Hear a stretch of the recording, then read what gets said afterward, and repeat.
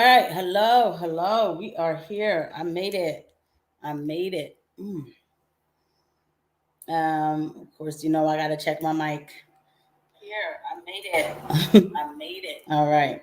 Everything is working. All right. What is up? What's up? Hey, what's up, Ark? You can't join, so you left a like. Thank you so much. Those likes go a long way. They really do. And let me see who else we got here. Words. I'm here working, so I may not be able to be super active, but I'm here. That's all that matters is that you're here. I'm grateful for everybody who is here. What is up, everybody? What's up? How has y'all week and weekend been? How's it going? I have missed y'all because I've been at work myself. So I've been working overnight at a new contract, and I'm ready to stop working, y'all. I miss y'all for real. Like, this is what I love to do, is just come here and talk to y'all. So I still need to work on this thing and make this thing happen so that I can just come talk to y'all and still be able to pay my bills, because we always have a lot to talk about, right? So with that being said, let's get right into it. Sorry. Mm. Let's go ahead and get right into it. Um, the first topic tonight I'm picking is because we we have like some news about Madonna, and people are talking about it and everything. So I figured, let me just start with that. And I had told a couple of people that I would be starting this topic first. I don't know if those people are watching. If not, it's all good too. I get it. People are busy, so I totally get it. Because of course Madonna is trending, and there was breaking news about Madonna. Hold on, I have like a bunch of stuff bookmarked because we really have a lot to talk about. All right. Now, as much as I hate to be like, as much as I don't like Madonna, I don't like Madonna's position now. Like, I don't like what she stands for now. But Madonna is a part of pop culture. She's an icon. I mean, she is an icon. Very talented woman. I used to enjoy her music, so I'm not gonna act like, oh yeah, I never did like her. Like, that's not true. But after 2016, a lot of people lost their minds, and here we are today. So, what's up, Bobby? Bobby says, what happened with her face? For some reason, it looks like a combination of 1980s Cabbage Patch and Stewie from Family Guy. I know, yeah. Too much. She's absolutely mutilated herself. Matter of fact, let me go on the yeah.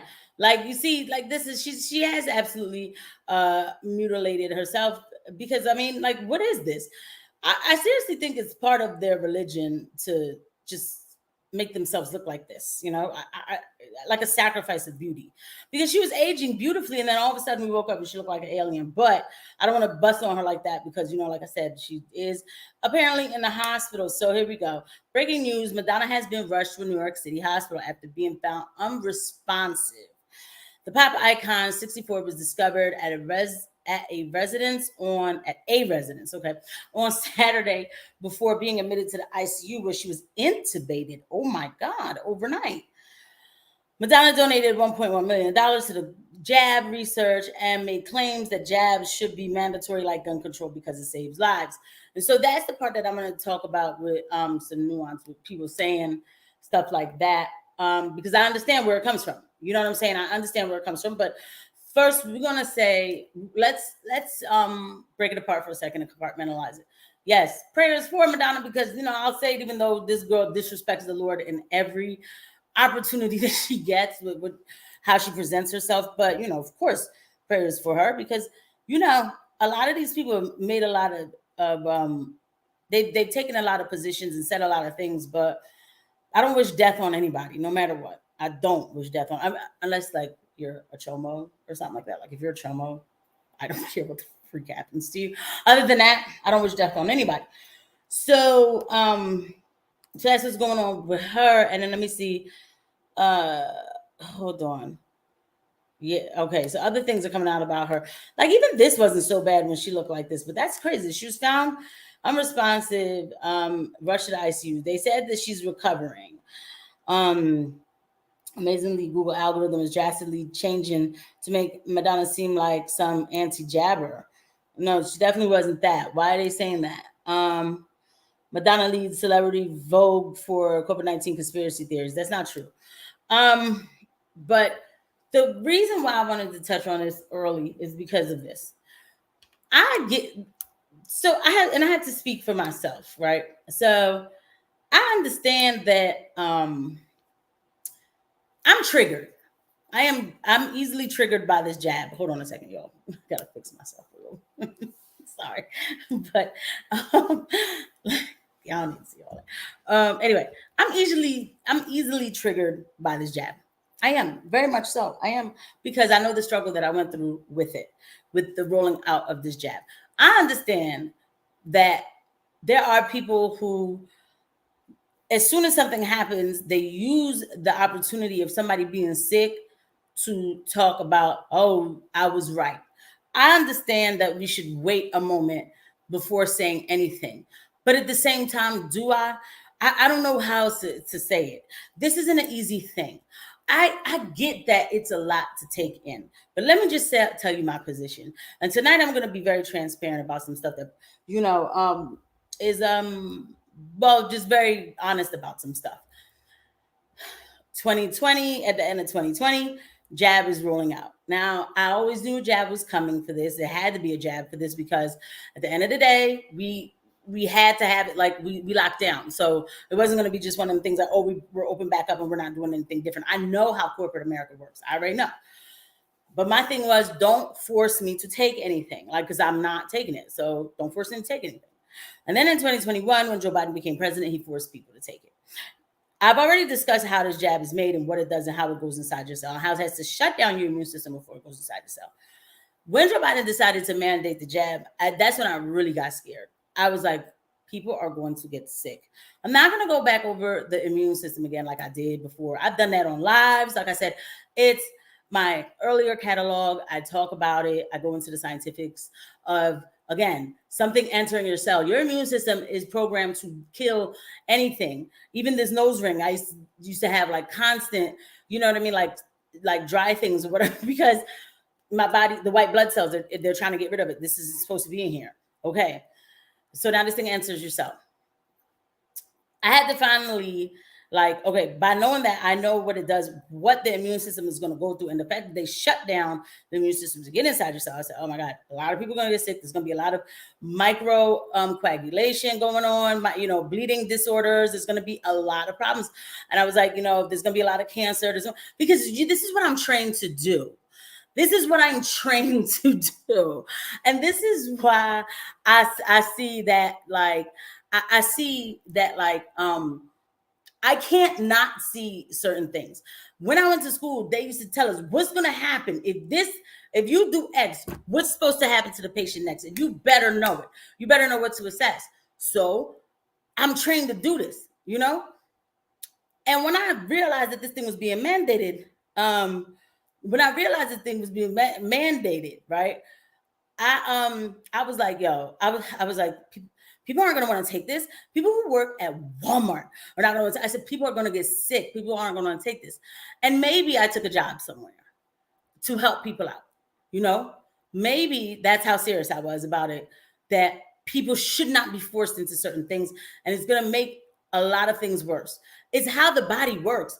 That's why you can see ahead. If you work, especially as a nurse, like I said, as a doctor, whatever, you can see ahead. Common sense for real, but you can see ahead and you can find the pathophysiology of how this is going to lead to that. And so I worked places and people needed assistance and I gave them assistance, if you know what I mean. And you know what I mean. And I did what I had to do. And I had people who would come in and they would be crying. Oh my God, I work at Wawa and I work at Walmart and they're telling me I got to take this and I can't lose my job. Oh, okay. Okay? Because no, this is wrong. And it's a crime to humanity that we put an experimental thing in somebody. I get that people get tired sometimes. It's like, it's a lot to hear. But I still sit back and I'm like, I look at things and I'm like, here we go. Here's the manifestations. I'm seeing them. I had one patient, and after this, I'm not going to say stuck on this too long because we have a lot to talk about. But I had one patient. She came into the hospital because she was having issues with peeing. She just thought that she had a UTI. You know, okay, maybe a little UTI. You know what I mean? Like it's all good. You know, you have stage 4 bladder cancer. Cancer doesn't happen. It didn't used to happen like that. Things are mutating and metastasizing. I am seeing it constantly. So it is a little triggering. So a lot of times you will have people say, oh, is that person jabbed? That is a question. That is a question. Now I get it. I think, I understand. That's why I don't talk about it no more. On Twitter, I don't talk about it. I don't, because I don't want to come across like the jab. But just so you know, in the back of my mind, yeah, I'm always thinking it. I can't help it. I can't help it. If you go back and look at the catalog for what I know is supposed to happen to the body from them doing that to people. Now, I don't have this discussion with people who've taken it. I don't even say like, girl, you know what? I don't do it. There's no need for you to know. Just please don't take any more boosters. Please don't. But I've had to like draw back from it because this thing was, the mandating of it was crazy.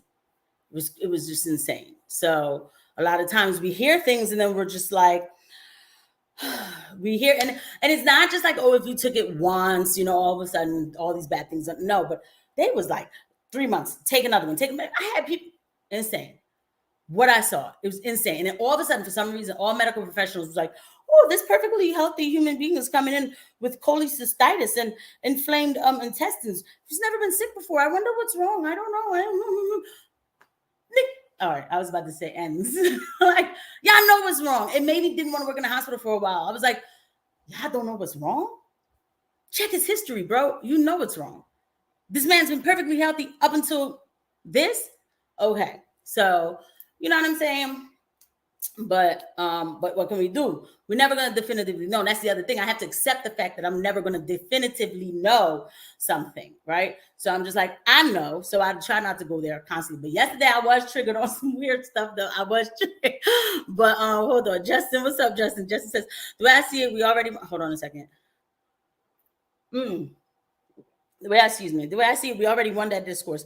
Everyone who's willing to listen now knows the jab is not safe or effective. We don't need to use tragedies, whether they are related to it or not. And that is a very good point to make.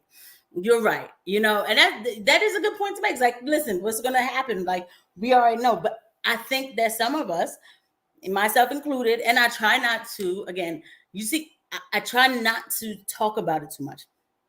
I try not to think about that point in time too much too, because I'm still infuriated by it. The whole thing, the lockdowns, everything. I'm still like, I'm not the same. Not like I'm outside like crying or like paranoid and nothing. No, I'm not the same. And time was hell. Like, Doug, I'm not the same, bro.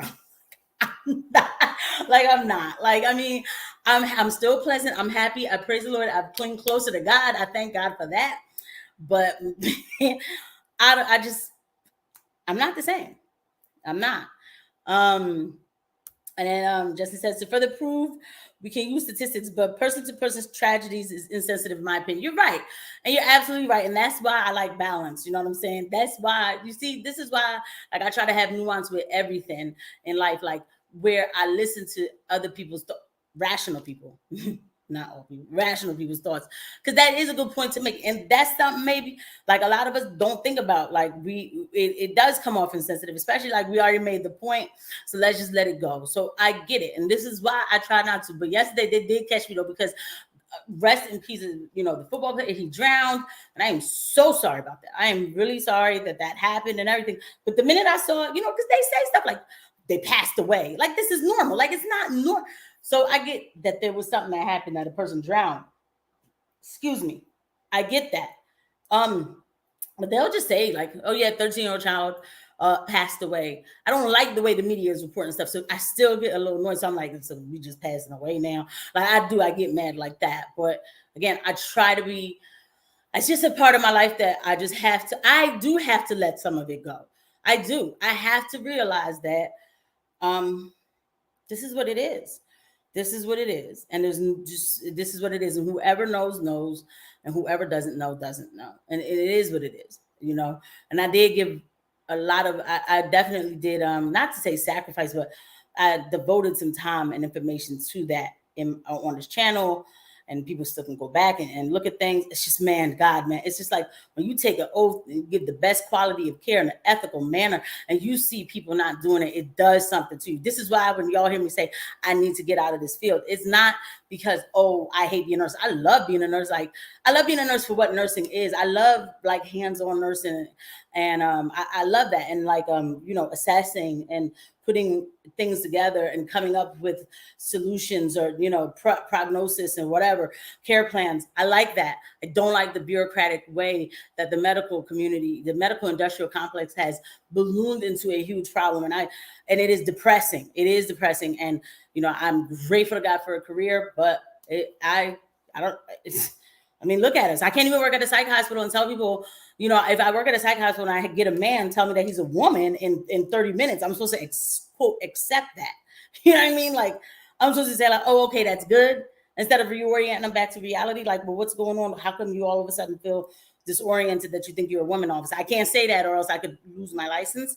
So it's like, it's all triggering. It is. You know what I'm saying? Cancer is the thing that's going to cut short so many lives. It scares the shit out of me. And General Vic, thank you for coming through. Don't be scared. I'm not here. This isn't fear mongering. Listen, what this teaches us is that we just have to ask questions and take care of our bodies. Listen, all of us, we all know what we have to do, because we are designed to fight a lot of things. So we'll be okay. We have the information and we'll be okay. We do not fear monger at all. Like, that's what we don't do. We have the information. The information is here for everybody to know, and we'll be okay. Those who choose not to be okay, they won't be okay. And then General Fake says, what's up to Justin? Says, watch the channel. My doctor told me not to get the jab when I was in the ER for blood clots. And I was like, I didn't plan it on it anyway, but nice to hear Dr. say. That is very nice to hear Dr. say it. I've never met a doctor personally who said that. I've met people try to shun people for it. Say like, oh, they should have taken it. And I had to be like, people can make a decision with their own. I told my doctor I'm not getting it because something about my whole situation makes me not trust it. I cited the media going back and forth. Yeah, and you shouldn't have to be. And it was too politicized. It was all the media. It was. Again, it was supposed to be a person's choice. I never talked about it when it was people's choice. I was like, leaving it alone. As soon as they started mandating, I'm like, are you serious? And then, healthcare workers, you have to take it too. I said, I didn't go to school to be somebody's guinea pig. I didn't. You know what I mean? Like, I definitely didn't. Yeah, trust me, I understand the anger and frustration. I know you do. Thank you for sharing that, Justin. And man, my dad did that. Yo, like he like all the way real. Like my laughter is definitely like one of those like to keep from being like going off. I told my dad, I said, Dad, I have everything you need. Okay, I'm gonna go home. I'm gonna grab everything you need. I'll meet you and I'll give you everything you need. This guy comes back in a week, tells him, yeah, he took it because X, Y. I said, you know what? But he only took it one time, though. Everybody will be okay. But it is frustrating, but people will be okay, It is the people, though, who kept on taking it. And I'm like, oh, my God. We're going to be okay. We have the information. We're going to be okay. We do not fear monger. And I appreciate everybody's thoughts and everything. And so, again, back to Madonna, hopefully they're saying she has a bacterial infection. Really, that's not something that should send, somebody to the hospital that hard, but, like that's where she's at. So, you know what I mean? Hopefully everything will work out with her. And I will. I sincerely send prayers up for Madonna. I do. And I'm just going to leave it there. I'm not going to think about it. I'm just going to leave it there. All right. So we got so much to talk about. So like, where do we even begin? Right. So let's talk about Transformers Rise of the Beast, because I went to go see this because we're going to start off like less heavy. You know what I'm saying? Because we was definitely mad heavy just now.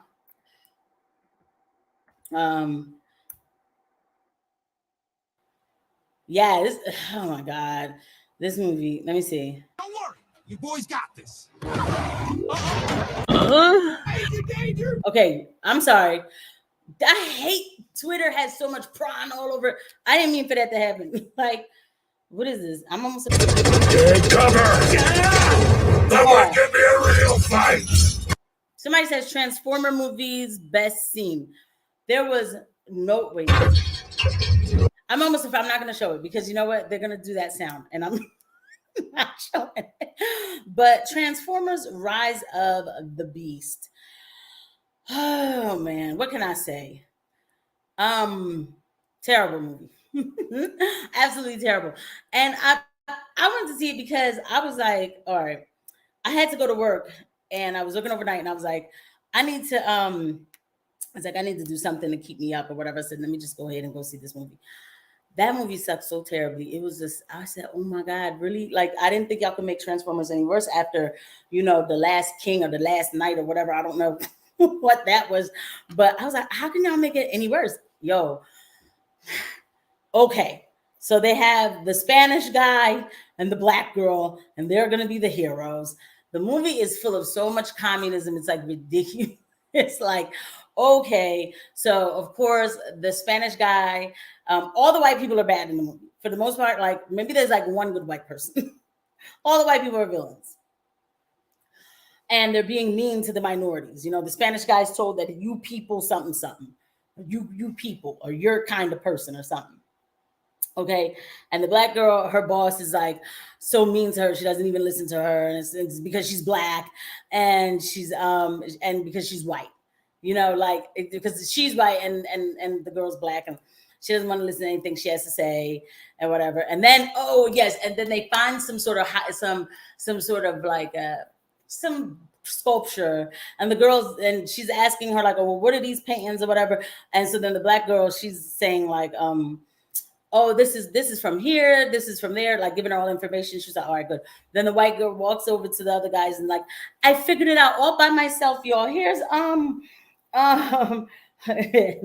hey, my best friend's like, was there some queer-ish in it? No, believe it or not, there was not queer-ish. It was just anything just Enish, and she knows what Enish means. She knows, but like she was like, "Oh, here, I figured it out all by myself." I was like, "Oh, the white girl took the idea from the black girl." It's just so I'm like, I was just like, "Are you serious?" And then I'm trying to think what else happened. It was like a couple other parts.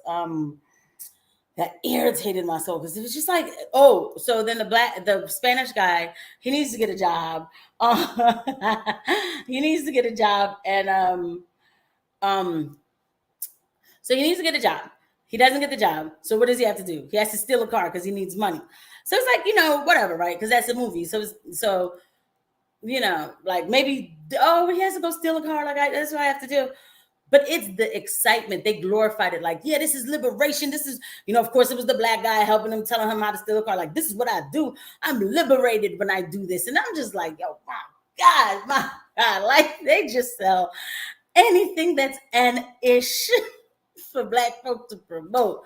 As long as it's an-ish, you know what I mean? Like, put a black person doing it. So the black guy is so proud because he knows how to steal cars. Like that's some damn achievement. I'm sorry. It is so frustrating. Like, and then like, all right, the guy Mirage, he was good. Like that robot, he was good. I will say Pete Davidson gets someone else, but he did do good. And so he was all right in the movie. They totally killed I'm sorry for the spoilers. Bumblebee was just like a nothing burger in the movie. We'll put it that way.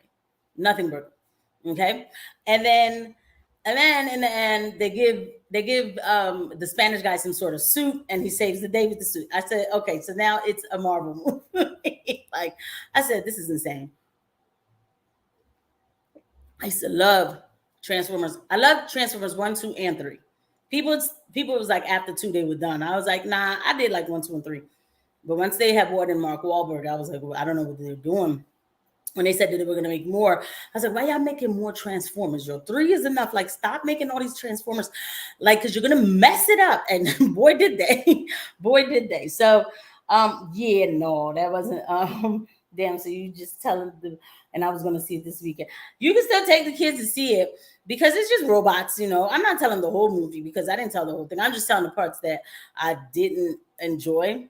But I'm very particular with movies now. Very particular movies. So, because I already know what they're going to do with movies. So, but I just was like, let me just go ahead and see and just get it out the way, whatever, so I could talk about it. And I did. And so I'm not like over here hurt or nothing. Now, some of the She making me like she said, so I'm lying. You know damn well I wasn't going to see. I thought you were going to take the kids to see it. So so let's see where we at. I told Mr. Premise, but I see this Jeremy says I told him Mr. Premise, but I see the robots, and I gotta say that Bumblebee hurt to watch. Yeah, it's just like I mean, there's no like finesse with transforming of the robot. I totally gave up on even keeping up with movies at this point. Waiting for House of the Dragon season 2 to come out. I heard that's pretty good. I've never watched it. I will be watching it. When is it coming out, General? If you could let me know, because I want to keep up with it because we'll be talking about it on Hypnotics panel. Dune's great. John Wick was amazing. Yeah, Jeremy says it was great. I'm saying it was amazing. Can't think of anything else off the top of my head. I'm excited for Scott's Napoleon.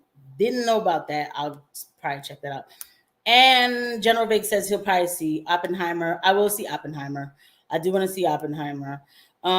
Same here. I hear a lot of explosions. Yeah. You like the explosions, Jeremy. At least any complaining about race in that movie will be based in a time where people had more valid complaints. But they probably won't. They probably won't. Like they'll just Oppenheimer seems to be a movie where we're sticking to what happened in history and we're discussing this person, Oppenheimer, who came up with like, whatever the physics is to I guess do like the bombs and stuff. I don't know. So I'm upset they cast an Irishman as a New York German Jew. Total whitewashing. House of Dragons season 2 won't be coming out till 2024, but I highly recommend watching season 1. I will watch it. I do need to watch it. Thank you for telling me that. So that's the story with that. Whatever, right? We're just, enjoying it.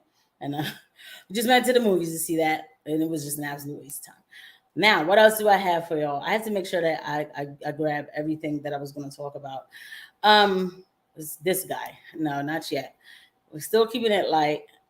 Dean Cain is trending he was trending on Twitter. And it is important for me to talk about Dean Cain trending on Twitter. Y'all probably like, why do we hear that Dean Cain was trending on Twitter? Yes, Dean Cain was, first of all, I'm so excited to be here talking to everybody. Like, I have not been on camera for, like, it feels like forever. But that's because I worked overnight. So it feels like forever because when you work overnight, you just lose track of time. You're so tired, everything. So I'm so excited. All right. So this guy is now going to be, I guess, highlighting. They're doing this new Superman thing or something. I don't know. I guess they're doing like a new Superman for like the DC Comics reboot. I'm sure, whatever 100,000 reboot that they're doing. And I don't even say like I don't get into movies anymore. I don't, and I wouldn't even have cared about this that they're using some new guy to be Superman. They got rid of Henry Cavill, so it is what it is. But when I saw Dean Cain was trending, I was like, "What's going on?" So this is this guy is talking about. Just listen to what he has to say. It's the usual things with movies. Highlighting of marginalized voices. We in our business we tell stories, and some stories get told, and some stories don't. And sometimes that's highlighting of marginalized voices. We in our business we tell stories, and some stories get told, and some stories don't. And sometimes that's because of racial bias or racial barriers or barriers to sex or just the idea that, well, nobody wants to hear that person's story. We want to hear the stories we've always heard. And inevitably that turns out to not be the case. Everybody wants to hear new stories and interesting stories and stories about struggle. So the idea that... No, we don't. Okay. It cuts it off. No, we don't. What are you talking about? No, we don't. We just want a good movie. That's all we want, bro. We just want a good movie. So he's talking about, I guess, that they're making different kind of stories, because we want to highlight marginalized voices. I can't tell you how much I can't stand the word marginalized. Who marginalized me? Another human? Nobody can marginalize me. I'm not marginalized, okay, at all. It's just tired. It's just so like, and he's already talking. So the movie's corny. They didn't even start shooting the movie, but I can tell you that this movie's going to be whack because he's already breaking it down. We're going to tell different stories. People say they want to hear the old stories, but that's not true because you could tell people want to hear the new stories. No, they don't. Everything is a flop today. Everything is a flop. It's the same template. We have to make sure we check off the boxes. Okay, we need to make sure we have a black person doing this, the white villain. We need the black trans queer, all the Enish, you know what I mean? Like women here, women there. Just that's all people do. You know what I'm saying? It's the same template. Nobody wants to watch it. Nobody wants to watch it. Me saying I want to see Oppenheimer is because it's based on something that happened in history. So I feel a little safe. You know, I feel like we might be okay. And I'm still wondering, like, who are they going to make gay? Okay. So he says, for many, this isn't important at all, but a Superman actor has to have certain values that are in line with the character. Okay. So this is where Dean Cain comes in. This person says that the actor has to have certain values that are in line with the character. That's why I don't accept Dean Cain as Superman. He's a bigot. I'm glad that David Corn Sweat seems to have the right values. Why do you care? Yo, I just want actors to do their job. I don't want to know what you had for breakfast. I don't care what you feel about said topic. I don't care about none of it. Is the movie good? I don't care about everything else. I don't. Unless you're out here hurting people. That's different. But if you don't have to love me to make a movie, you know, it's just insane. Like, and so everybody's on this take, with the exception of Dean Cain. I don't think whatever. It's always, you know, so we're mad, and so people I'm trying to come at Dean Cain. Dean Cain murdered his career. He says, I'm quite happy with my career and my lifetime. Dean Cain is a different kind of base, though. He is a different kind of base. So they hate Dean Cain. Why do they hate Dean Cain? Let me see. His personal politics are harmful, hateful, and very anti-Superman. The politics of a man stuck in the past because he doesn't believe in a better tomorrow. I'll gladly keep omitting Dean Cain, and you're just going to have to deal with it. So everybody just hates Dean Cain because Dean Cain is a Republican, he's a Christian, and that's just all it is. People hate him because he's a Christian and he's a Republican. You know what I'm saying? So that's all it is. That is all it is. Hold on a second. I'm trying to gosh, I was trying to find him. I hate when this does that. I really do.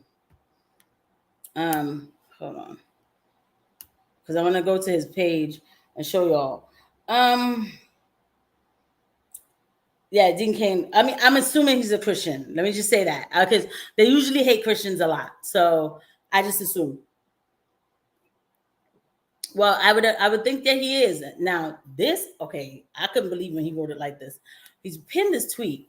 My son and I praying at the exact same spot where Jesus was baptized by John the Baptist. All right, so he is a Christian.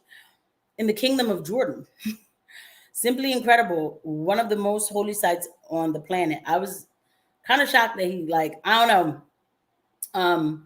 Oh, but it's Jordan. That's different. Never mind. I thought he was doing something else. But don't pay me no mind about the shockness. All right. So anyway, yeah. So he's a Christian and he's right wing. So everybody hates Dean Cain.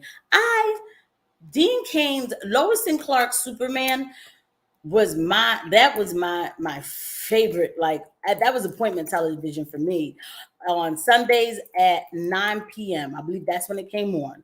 I don't remember. I think it was ABC.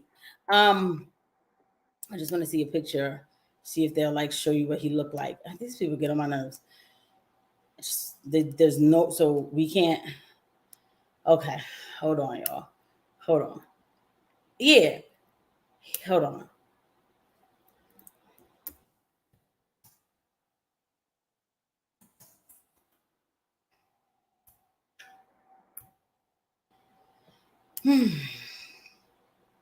Yes, right here. I absolutely loved this whole, like, with Terry Hatcher. Oh, me and my brother, we used to make sure we watched this show every Sunday, and then we talked about it. There were certain times in our lives where we got along, and this was like that time in the week where we got along because we had to talk about it afterwards. I loved this show so much. I did. I just did. Like, I really did. Dean Cain's Superman I thought he was great as Clark Kent. I just thought he did an amazing job. And now people want to act like they just don't, like he's a problem. Well, we just don't like Dean Cain. All of a sudden he's a whole issue. And they took him out of, like, when they did so on Flash, they go through like a bunch of different Supermans, and they made sure not to put him in. You know what I mean? They made sure not to put Dean Cain in. And I just thought, I was like, you guys are so petty. That man was Superman. He was Superman for a long time. I thought that show would never end, and then it ended, and I was like upset when it ended. So please spare me. All All right, let me see a few things y'all saying. Y'all doing great on this chat. I appreciate y'all. So Henry Cavill, the man is straight to go gay. Like, what? Henry Cavill is the in real life Superman. Henry Cavill definitely is a great Superman. I just remember Dean Cain's Superman from my childhood, but now all of a sudden he's not accepted. But Henry Cavill Superman, whew, Man of Steel, and I was vehemently against that movie. I was like, why are we doing this? There's no need for this. Leave it alone. I don't want. I'm always like this when they make a movie, and then but I was definitely like against it, but I was like, you know what? When I watched it, I had to buy the DVD. Man of Steel is all that. Let me see. Woke people will be like that one girl from The View. Oh God! If you deport all the Mexicans, yo, remember? You remember that General Vega? I was thinking that was Kelly Osbourne. Remember when she said that? She was like, "If you deport all the Mexicans, who's gonna clean your toilet, Donald Trump?" And it was like, oh man, it was like, oh my God, like Kelly, did you hear what you just said? Like, did you hear yourself?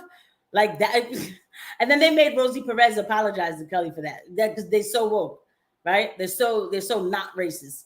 They made the Spanish girl apologize to her for that. It's funny you brought that up. I remember that. I remember hearing that and being like, oh man, what the hell? Like, what is going on? So it's just I can't. Obviously, I have nothing else to say but All right, guys, let's go through and talk about a few things as we're going to keep getting silly. All right, let's talk about Charles, who is pushing with his Great Reset agenda. Turn on a climate clock at a summit in London this afternoon. It triggers 150 similar clocks across the major cities of the UK, counting down the seconds to 2030. The estimated deadline for limiting climate change to 1.5 degrees above pre-industrial levels. But the UK's climate watchdog had a stern warning for the government today. The Climate Change Committee said it's confident that the government would meet its own legally binding targets for cutting emissions by the end of the decade had fallen markedly. Tripping, okay? So this is the mayor of London, Sadiq Khan. Today with His Majesty, okay, yeah, right. So today with Charles, I'm not calling nobody, no human being Majesty. I'm not calling, neither am I calling him King. I am an American. I'm not doing it. Today, Charles III, we launched the climate clock, a visual reminder of the urgency of the climate crisis. The climate emergency poses a threat not only to the future of our city, but to the future of our world. That is why it must remain a key priority. These people are going to force us. They're not going to. They can't force you to do anything you don't let them force you to do. But they want people to worship the creation rather than the creator so bad. This whole climate thing is just. I mean, it is all about worshiping the sun. I mean, that's really what worshiping the planet Earth. That's really what it is. That is. These people, they'll tell you. I mean, you can tell by the way they talk. They have a new agreement with the planet called the Terra Carta. And it gives rights to like the trees and the bunnies and all. What's going on? You know, and this is all Charles. The Great Reset was written by Charles. You know, I talk about this on his channel. There's an episode. It's called, you'll see like the thumbnail. It says Hell Hydra, and Charles' face is on there. This is his baby, and he's not letting it go. You know, he's not letting it go. So now they kicked off some clock as if England, the UK is going through a serious inflation right now, serious inflation. And so now they're going to make the energy even less affordable instead of helping these people out with their inflation issue. And of course, you know where they send money to. You already know because we do the same thing too, right? It's bad over there. It's bad over there. But these people are concerned about a climate crisis. There's no crisis. People wake up. There's no crisis, no climate crisis. You should keep the earth clean. Yes, you should learn how to turn soil. You know, you definitely should recycle. Of course, don't just litter just to litter. But But I mean, it's just it's just insane. Like it is more than this. It's evil. It is evil. It is a catalyst to worshiping the creation rather than the creator. Okay, it is. And Jeremy says, you know, there was a religion that has an entire philosophy around properly regarding man's rightful place. Yup. And respectfully interacting with nature. We call it Christian. Yes. Okay. It's all in the book. This is the thing. It's like when people say life doesn't come with instructions, it doesn't come with a book of instructions. It's like, well, actually it does. It's called the Bible. It seriously has all the answers. It seriously is like a great reference to deal with issues, many issues, any kind of problems. The Bible. Okay. I'm just saying. So that's going on with him over there. Somebody said piss off, commie. I love it. I really do. Hold on.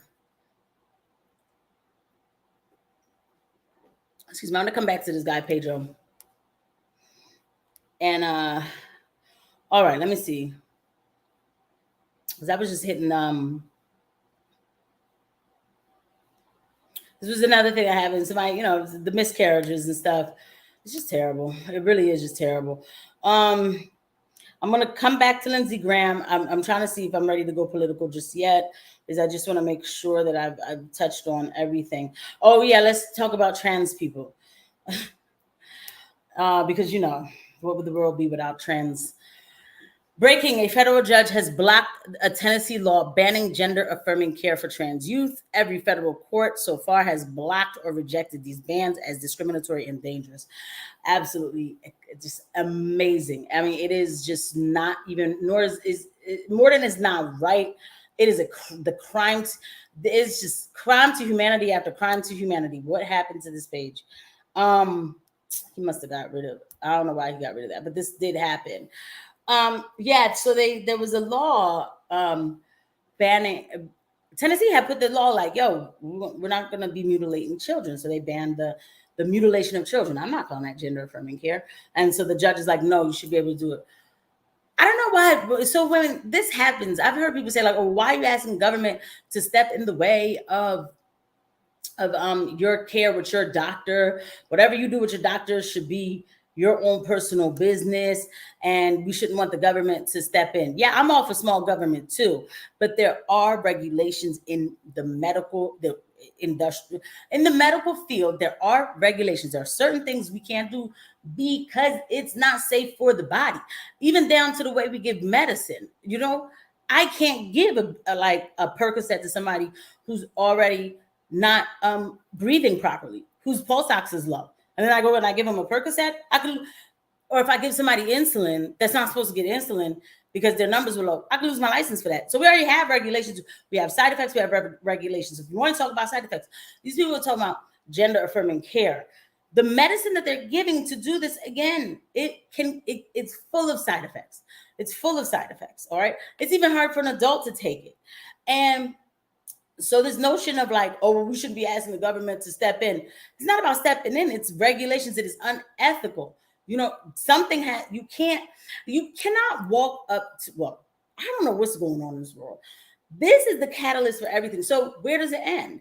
If you let's say you, I have a body dysmorphia and I don't like how big my arms are. Okay. And so in order for me to feel good, I need to have my arms cut off. There's supposed to be something to tell people, to tell the doctors, like, we're not, you can't do that. That's a medical malpractice. There's such a thing called malpractice. And so that's what these laws are trying to put in place to stop the malpractice of destroying children. So I don't know how judges are going out of their way to say, no, yes, they can do it. Don't you get it? You get somebody who comes in who's not with it. And they will force doctors to do it now. Now, when you have these kind of laws, if a doctor says like, well, I'm not doing it, not because I I'm against it, but I'm not good at this kind of surgery. The person could effectively say like, well, I'm going to sue you if you don't do it. I want you to do it. I gotta go. Like, this is like, this is what I mean. It's bad. It's really bad. Something that I'm getting like notifications from my chat about YouTube. And hold on, I'm trying to see something.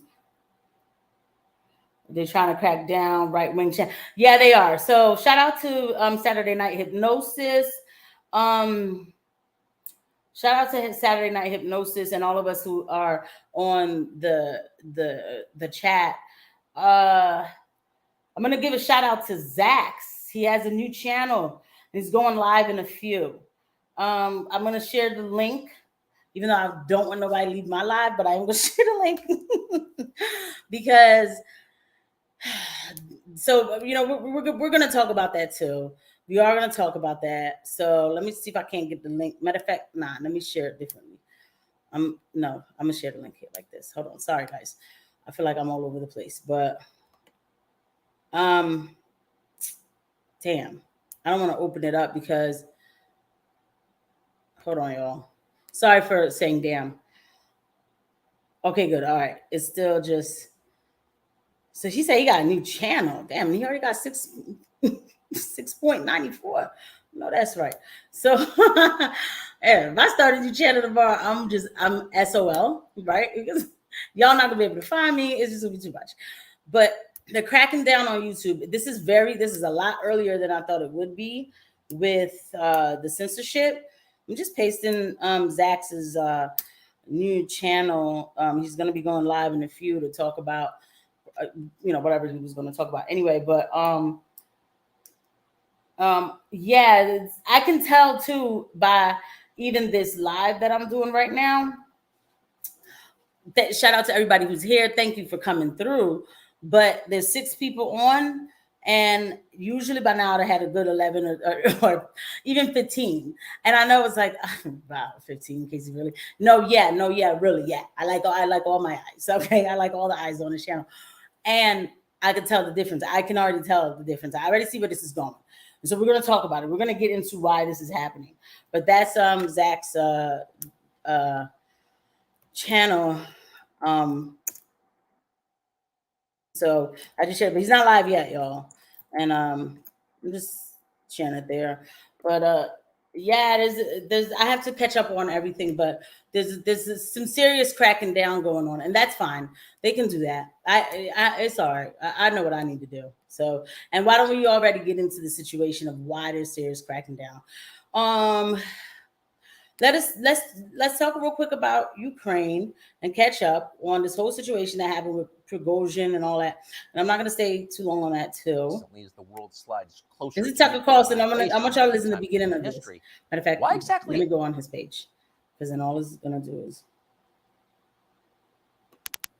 Hey, it's Tucker Carlson. You may have found yourself wondering recently, as the world slides closer to nuclear annihilation than any time in human history, why exactly are we at war with Russia?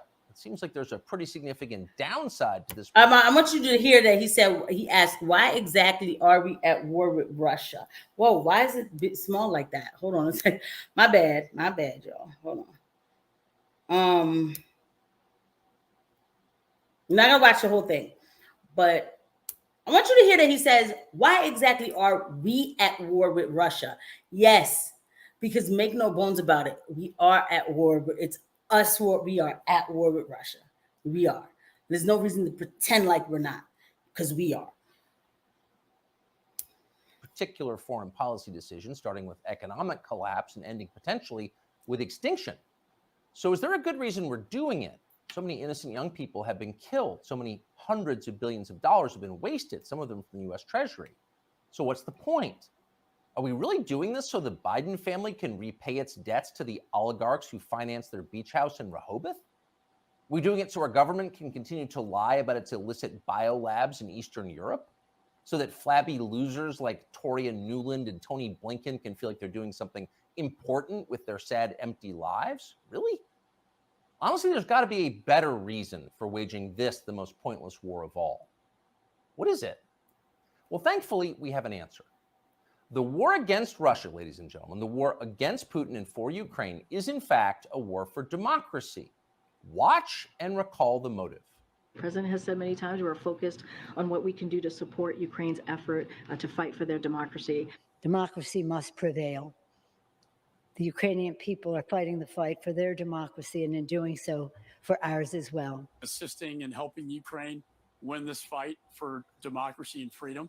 And of course, Ukrainian President Zelensky understands that what's at stake in Ukraine is bigger than just his nation. It is literally a battle for freedom and democracy themselves. They are showing the world what an existential fight for democracy looks like. President Zelensky and the Ukrainians have changed the course of history for the better. And we unequivocally are with the Ukrainian people in their fight to remain a sovereign democracy. Unequivocally with the Ukrainian people to remain a democracy. It's a bipartisan view. Democracy must prevail. You just heard noted democracy expert Nancy Pelosi say, the daughter of the mobbed-up mayor of Baltimore. As Pelosi puts it, the Ukrainian people are fighting the fight for their democracy and for ours as well. So give me like one more minute. Ours as well. Without Ukrainian democracy, in other words, we can have no democracy here. If the Ukrainians aren't free, neither are we. We must make sure they can vote in Kiev so we can continue to vote in Kansas City. It's really that simple. And yet tonight, we regret to tell you that we have a problem. It looks like they're not going to be able to vote in Kiev anymore. And no, for once, it's not Putin's fault. Democracy in Ukraine seems to be suspended by the world's foremost democracy advocate himself, Field Marshal Zelensky. Watch this. Чи будуть в Україні наступного року вибори? This is a global question. Will there be elections this next year? If we win, there will be. So there's not going to be. So there will be no wartime, martial law, no war. Elections should be held in peacetime when there is no war, according to the law. Amazing. So when you have an election, well, he says if we win, we'll let people vote. Otherwise, no. You vote when we feel like it, because ultimately we're completely in charge and make all the rules. Your job is to obey or be punished. That's our version of self-government. Self means me. I'm the government. Now, that's not just any autocrat. That's our chief ally in the war for democracy. This is the guy who just announced he's likely to cancel next year's elections. So you've got to wonder what the Biden administration thinks of this. We can't possibly continue to support Zelensky, that guy, after he said that, can we? Because in a clip less than 30 seconds long, he just blew up our entire rationale for supporting his side in the war. So we can't support him. Oh, of course we can. And we will. Here's Joe Biden from yesterday reaffirming America's unequivocal support for Ukraine. No matter what happened in Russia, we, the United States, will continue to support Ukraine's defense and its sovereignty and its territorial integrity. So to recap, we are currently fighting a war for democracy on behalf of a leader who just casually announced he's happy to end democracy, and our democracy supporting leaders have no problem with that. In fact, they're strongly for it. Shocked? You shouldn't be. Of course they're for it. You should have seen this coming. Wars for democracy always cancel democracy in the process. That's why our leaders love them. And they all do it, even the virtuous leaders. Abraham Lincoln suspended habeas corpus. The British government under Winston Churchill threw an entire opposition party into prison and let them rot for the duration, in some cases with their families. So in a war for democracy, you can do anything. Imagine what a man might do who has fewer principles. If that man, say, ran Ukraine, he might seize churches, arrest priests, ban all criticism of himself, disappear his political opponents. And that's happening. Just last month, Zelensky threw a man called Gonzalo Lira into prison indefinitely for the crime of daring to write about the Ukrainian government in unflattering ways. Now, what's interesting, what separates this from other such cases, is that Lira is an American citizen. So Joe Biden, who is quite a bit of SWAT, as they say in Ukraine, could have freed Gonzalo Lira within hours. But he didn't. He didn't want to. He didn't say a word about it. So we're going to stop right there, because I'm going to recap on everything Tucker Carlson just said, because all of it is important. And let's just go ahead and do the full recap on this weekend. Now, this weekend on Friday. We'll start from Friday. Friday, I was off the internet for a little bit, running around, got back on the internet, and some people said that there was a coup in Moscow and that they were going to throw, but this is it for Putin. This is it. This is it. Putin's gone. The regime change is here. And the minute I saw it, I was like, I don't believe this. I just don't believe it. I said, but let me find out. Let me get my sources and stuff, and really take a look at what's going on. I said, but I'll tell you this, if anything is happening over there, it is backed by the Western, the Western oligarchs, the Western establishment. Okay. So it was, Prigozhin who's the head of the Wagner group. All of a sudden, he never said he was coming for Putin. He has a problem with, Sergei and Gerasimov, and he was like, we need to get rid of them, and Russia's not being taken care of well, whatever. Like, he was having all these complaints and called himself going to get rid of the generals, and he was headed to Moscow. Now, there were reports saying that he was going there without any kind of resistance. There was resistance. They were waiting for him. They were waiting for him in Moscow, but they did not want to shed blood because this thing looked like a big debacle. It looked crazy, like not now, not now, right? And so all of a sudden, this guy's having some tantrum, okay, because he wants attention. Now, the Wagner group did a huge job in Bakhmut. They did great. I'm sorry. I know it's like, whoa, what do you mean they did great? This is war. That's how I'm sad. They did what they were supposed to do. They took over Bakhmut. They did what they were supposed to do. Now, but they've been there for a while. They probably retired. I don't know. I personally think that Prigozhin has been, infiltrated. I think that, and I don't think it's hard to do. People are not perfect. There's a lot of corruption in Russia. There is. There's a lot of corruption here. We already know that. There's corruption everywhere. So I think that for the right kind of dollars, it could make somebody act ridiculous. And so now this guy starts carrying on, for lack of a better term, and everybody and the West was like, oh my God, yes, this is it. Like, Putin's gone. Putin wasn't going anywhere. The Russian people were like, what are y'all doing? Why are you guys doing this? Like, this is crazy. Why are you causing this problem? And they weren't going anywhere. So I think from what I heard from my sources, Prigozhin ended up finding out like that they were ready for him to get there. And so he started to, it's like a 10-hour drive to Moscow. And from where they were, from Rostov, sorry, it's all the way Friday. And it's a 10-hour drive. So they probably started thinking like, what are we doing? By the time, all is said and done, the president of Belarus, Lukashenko, was able to, I guess, talk to Putin and talk to Prigozhin, and then there was some sort of agreement made, and now he's supposedly exiled in Belarus. Now, I got to tell you that, but first off, so that night, that Mario Nafal was on Twitter for like 30 hours talking about this thing. Like, he was already on Twitter for a long time doing something else, and then this happened, so he stayed on Twitter. So I kept getting it was the most funniest thing. I kept getting all the updates on Mario Nafal's live, on his Twitter space. And there was a part where they were like, yeah, they're going to go take over Moscow. And even Sebastian Gorka, who I don't agree with anything that he says when it comes to this war, because he's all about the whole like patriotic, we have to beat the Soviet Union. Like if we still have the Soviet Union out here. But anyway, but he was like, I need to give a sense of sanity to this space here. You guys are talking about them taking over Moscow. It's not going to happen. That's not going to happen. And it didn't. And then Putin went on and he made a speech and he talked about, treason and betrayal and all that. And said the situations would be dealt with. And I have to hand it to him because this is where being a female comes to play. Because when I heard all this going on, I was like, oh, he just has to end him. I was like, I might have just had to end him because I can't see.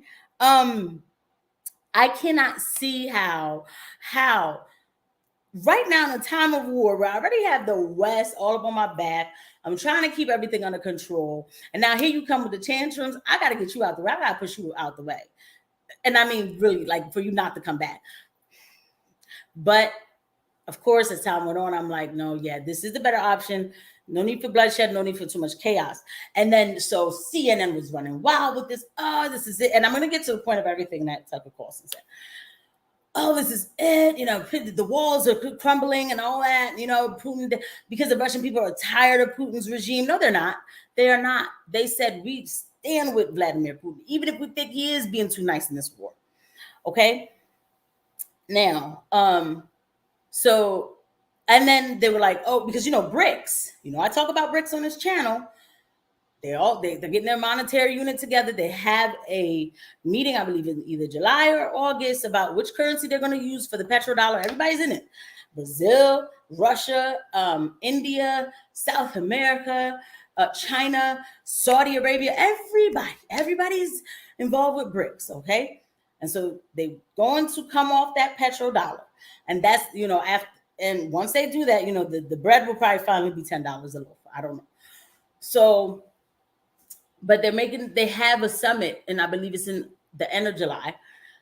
And to me, I'm like, something's going to escalate before then, because they have to make a decision on what monetary unit they're going to use. Now, all of this is happening, but China, my sources, you know, that I listen to, they was like that people like, you know, the representatives from China and other countries called Putin, was like, deal with the situation how you need to. We have your back. Okay, so even then, they still had his back. This is a different alliance that's happening over there. Not what we do over here in the West, where we push our not, and let me not say our values. We push this establishment narrative of love is love, or whatever you want to call it. And we're crusading for the LGBTQIA flag, okay? Because that's what it is. All right. Over there, they invest in each other. As a matter of fact, Russia, as out of a sense of like some sort of, you know, alliance, they pardoned, you know, however many $1 trillion debt or $1 billion debt that Africa had, like owed them. They wiped it off the books, because they're investing into like sustained infrastructure. Okay. And I know there are people who will think, that's not going to last long. They're going to betray each other. Maybe they will in the future. I don't know. But I'm telling you right now, big moves are being made, and we over here worried about Pride Summer. Okay. So anyway, so to go back to Tucker Carlson. So you heard of that. Zelensky said, if we don't win the war, there's not going to be an election. It makes me wonder, is that what's going to happen here too? Like, is that the plan for America too? Because 2024, something's going on already. Like, this is on and popping for 2024. And I just wonder, but that's what he said. And when Tucker Carlson says that he's, you know, basically gotten rid of churches and priests, yeah, he has. Mike Pompeo was all about that too, setting up new churches in Ukraine, and then now they flipped the real authorized Orthodox Church of Ukraine. They changed it to something else. You know, it is bad what's going on over there. They burned down churches and everything. Okay, and this is what my tax dollars are going to pay for, and my inflation is going to pay for. Right?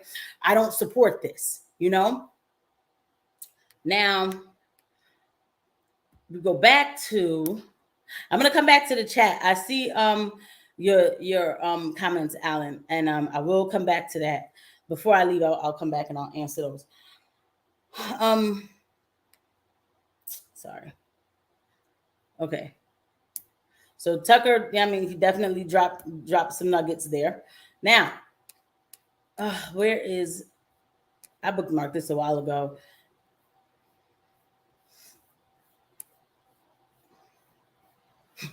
I bookmarked so many different things. It's crazy, isn't it? This guy. Listen to him. Here he goes. I like the structural path we're on here.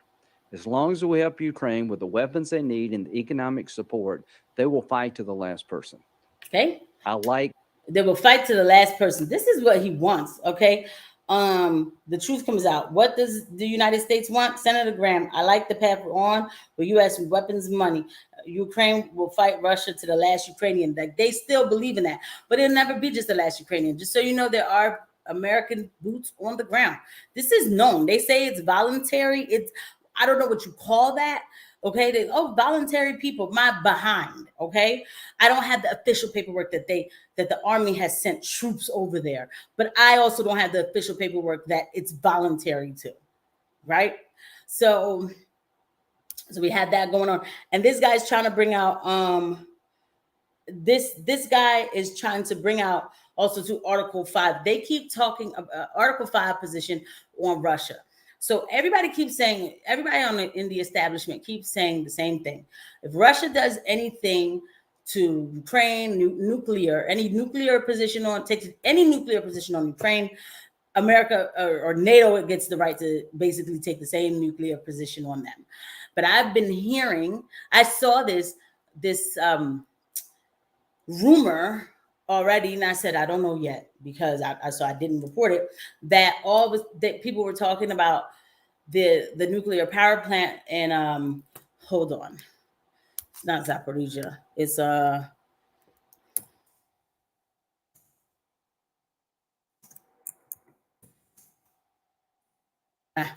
hold on. Update on Russian terror threat. Yeah, all right, so it is Zaporizhia. I think that's a man.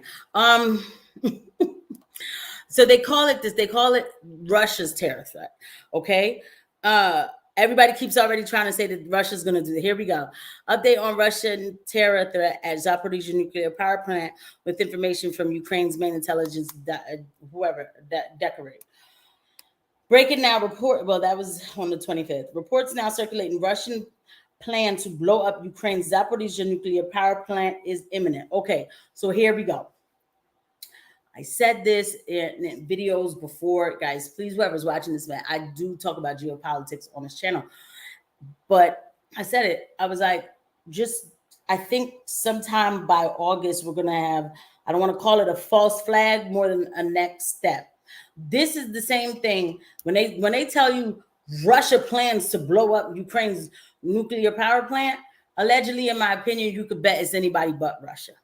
So I guess allegedly, in my opinion, Ukraine is going to blow up their own power plant, whatever it takes to escalate this situation so that Americans can finally say, so when this happens, if something like this happens, and I heard this rumor like a week ago, if something like this happens, then they'll say Russia's going nuts. They're because they'll say like, oh, that power plant could even affect the rest of Europe. Russia's going nuts. This is what they're doing, and they're gonna come here, and then Americans are gonna say, yeah, let's go ahead and get the right. I mean, because that's what's gonna happen, right? People, that's what they're gonna say, right? They need the escalation. Russia's not escalating to blow up. Well, all right, they didn't call me and tell me what they're doing. Right. But I knew this was going to come. Let me just put it this. I knew this was going to come. Right. Just like the Nord Stream pipeline that they blew up their own pipeline. Right. OK, so so all of this brings me back to, again, our elections. All right. So I said all that to say what? This is Chris Christie talking about our elections. And Donald Trump needs to work for this nomination. If he becomes the nominee, do y'all become friends again? Does he offer you a cabinet post again? Do y'all clean this up if he becomes the nominee? I don't think so. I think some of the stuff he's called me over the last few months. I don't think that's going to happen, and that's sad, but it is the truth of the matter, and it's his doing. But you're not closing the door to voting for him. I'm saying I can't support him. You won't vote for him. I can't support either one of them. Okay. Not Biden or Trump, because they're not competent and qualified to be president for different reasons. Joe Biden predominantly because of his age and what we've seen on TV, and Donald. I just don't understand people. Like, first of all, Chris Christie, nobody's gonna pay you no mind. All you're doing is fundraising something. You must need Oh, that would be so much fun, Justin. I just saw what you're saying. I plan on going on for like for a while. So like hold on a second. But hold on. Let me just I'm gonna send you the link if you are able to, you know. But yeah, because I mean that would be cool. So but no pressure, but that would be cool. So yeah. So you hear this guy and he's talking all this trash and he's like, oh, Donald Trump's not competent. Okay, just hold on. I'm going somewhere with this. Okay, so yo, you could join even now. Like it's all good. Like just let me trust me. Like it, like let me know whenever. Just join and then I'll put you on. And then so yeah. So you hear this guy, he's saying this, and I'm just gonna even leave the Biden thing alone. What I just explained to you was this whole situation in Russia and how we are going into war. Okay. And we already are in an unofficial war, but we will go by 2024, we will be in a war with Russia. And I have to listen to Chris Christie say that Donald Trump's not competent enough to be president. We were never in this position before. All these people, I don't trust any of them. When it comes down to geopolitical affairs, yes, Donald Trump is very braggadocious. He's very loud. He talks very crass. We know this, okay? But then now all of a sudden people are acting like they don't know who Donald Trump was. Oh, he said he's sanctimonious. Ooh. Like, we know that's how he talks. Like, I don't understand. Like, I even understood that as a leftist. I understood that this is who he is. This is who he is. What's so new? But he is the only one who has demonstrated any kind of competence not to get us into any new war. All right. The audio tapes that leaked about Donald Trump, saying like that the audio tapes that leaked about Donald Trump, like, oh, this is where he did bad Russia, he talked about classified information. Did y'all hear what he was saying? They were trying to force us into war with Iraq. Who was it? Iran? And he was like, no, I'm not going to bomb Iran. I heard this story before. He said, I'm not bombing Iran. I'm not doing it. I'm not doing it. There's nobody else for me. There's nobody else for me. Maybe, I don't know if you, hold on.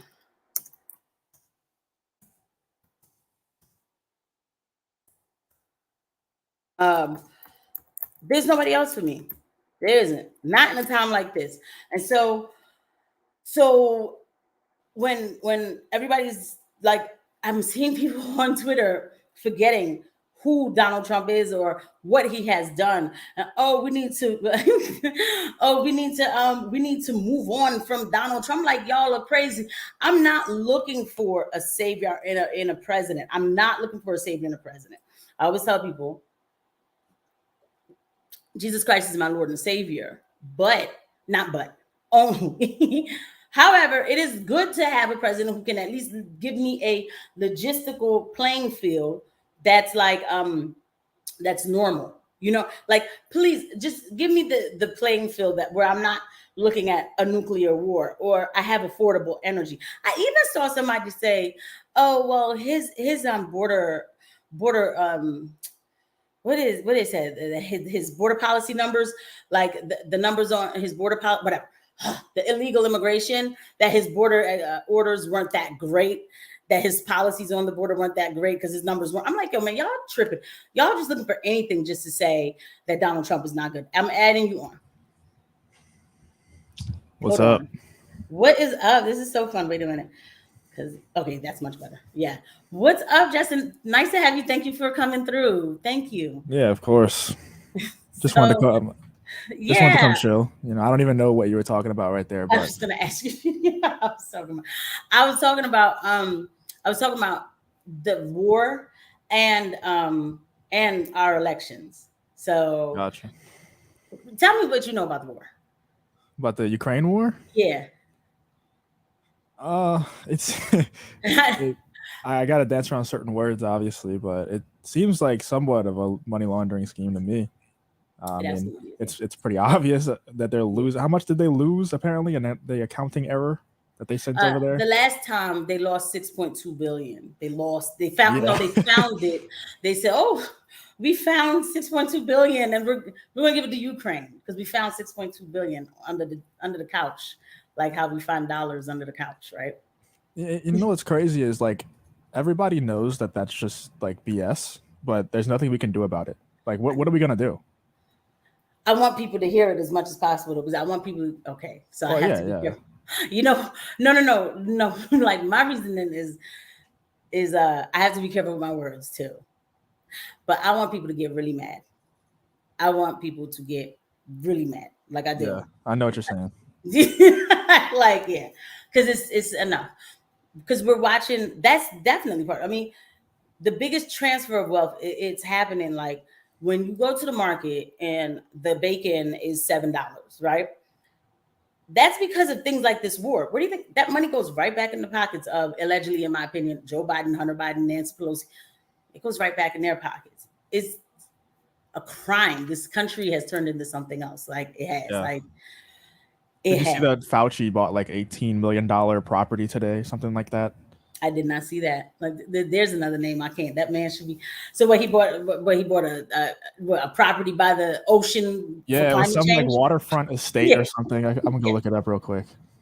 Yeah, for climate change. You know what I'm saying? We have to be by the ocean. That's what they tell us. Like Obama telling us about climate change, and he lives right on the waterfront. We just Bobby Wald asked if some military equipment we sent over there somehow, but yeah, it ends up in Mexican cartel. It's all. I've never seen it. I know there's been corruption in our government probably since the beginning of government, right? But this is now just so blatant and in your face that's the part that's frustrating with it. Yeah. Well, it's like I said, we can all see it happening, but there's nothing. I mean, other than like what you were insinuating, there's nothing really that we can do. Like everything is so corrupt that you can't vote these people out. Like you can't possibly vote the corruption out. We can do our absolute best, but we're not going to be able to get them all. And I mean, that's why people like Trump scare him so much, I think, is because he's willing to, you know, he also says some things that I'm just like, what are you doing, man? Like, why are you still talking about like the Florida COVID numbers and stuff? I'm like, dude, let's grow up a little bit. It's 2023. But they're terrified of him because he's willing to call all of it out. Like, I truly believe that he's not scared. Like, if somebody crosses him, he's going to be like, okay, you're going to do that? Well, I'm going to expose all this. And they're terrified of him. But they're also getting us on all fronts because they know that our only path is what you were insinuating earlier to actually defeating them and, like, taking the country back. That's why they're putting people like Andrew Tate in jail, because they're terrified of people like him. Yep. And they go get Brittany Griner and they just leave him out to dry. Yeah, right. And Andrew Tate, who is an American citizen. Why is all of this happening to him? And there's another one too, Gonzalo Lira, who I was going to talk about because Tucker Carlson was talking about him. He's a journalist. I've watched his content on YouTube, and he talks about geopolitics, and you know what he was talking about, the Ukraine war, and he was telling the truth about the war. And now he's in a Ukraine jail. Why? He's an American citizen, you know. And they're not going to go get him because he's not a lesbian. No. Or a man posing as a woman. Yeah, true. Because I'm still trying to figure out, like you know that meme with the lady with the equations, and she's like, because I'm like, well, which one came first? Is it a woman being a man or a man being a? I can't tell. Our country is insane right now. Like, I don't know, maybe because I know I've heard like, oh, well, it's been bad before, but I'm like, man, I don't know. Like, no, I'm young, but I don't think it's been this bad before. I feel the same way too. Like, because there's so much more with it because of our technology. Like it gets corrupt even quicker. I think like that's what it is too. Like even with the whole social aspect of like this whole gender ideology, right? Back in the day, you couldn't even begin to try to do that with somebody, you know, like you probably get stoned for talking like that out loud outside. And now there's flags, and you know, they're getting quote, they don't have rights. What rights is it that they don't have? Right. That's what I'm saying. They got more rights than me. Yes, because you can't even talk about them without getting in trouble. But I'm going to say what I need to say. But I'm like, what? I was on a space yesterday. I was on a Twitter space. And this guy's like, and this guy's like, he's saying to me, because I was like, talking to the kids about this. Like, of course, we don't want the kids to get political. Like, I'm not going to tell my niece, like, oh, just go, because my niece is seeing this stuff in her elementary school. Okay. And so, and then even a furry, like, she was like, yeah, there's a kid who identifies as a wolf. Like, I'm like, oh my God. Yes. In elementary school? Yep. That's coming from the parents then. For sure. It's, first from the mom. Let's keep it real. Because it's always a borderline mother who wants attention. And so now the child identifies as a wolf. And then the father doesn't put any control in the situation. Or the father's not there. Or that, right? But yeah. And so, but a lot of these fathers that I see in the interviews, I'm just like, yeah, definitely. You would be the kind of father to let that happen. Yeah. But so I tell her, like, okay, you don't have to walk up to the person and tell them, like, oh, you're really a boy or whatever like that. I said, you're a kid. I said, so you don't have to get into any kind of confrontation, but there's only man and woman. There's like I told her, I said, never try to let anybody tell you that there's anything else, because you scientifically cannot morph to the next sex. Like, you can't do it. It can't be done. Yeah. And so I was saying, like, that's how I explained it to them. And plus, I also told them, like, nobody should tell you that you have to call them a certain thing. If you happen to, that's one thing, but nobody can control your speech. And then, of course, me, I brought it back to God. I'm like, you go to the source. I'm not going to effectively say God is wrong just to make you feel good. And then I said on the space, I was like, I'm not just here to make people feel good. Oh my God. The worst thing. This guy was like, well, you just try to make everything black and white. But what about the hermaphrodites? I said, okay, so if you want to talk about the 10 hermaphrodites that are probably right. Like, and I hate when people do that. Like, really? And then he was like, oh, what kind of life you want to live? You just don't want to make people feel good. I'm like, I said, you really did take that out of context on purpose. But the fact is, I don't have to accept it. I don't have to call you a certain thing. I could choose just not to use the pronoun. That's about as nice as I could be. But what about my rights, though? For real. And I said, for real, like, not to get too heavy. But Christianity, we're not supposed to take that. We're not supposed to say, oh, he is a she, anything close to that, right?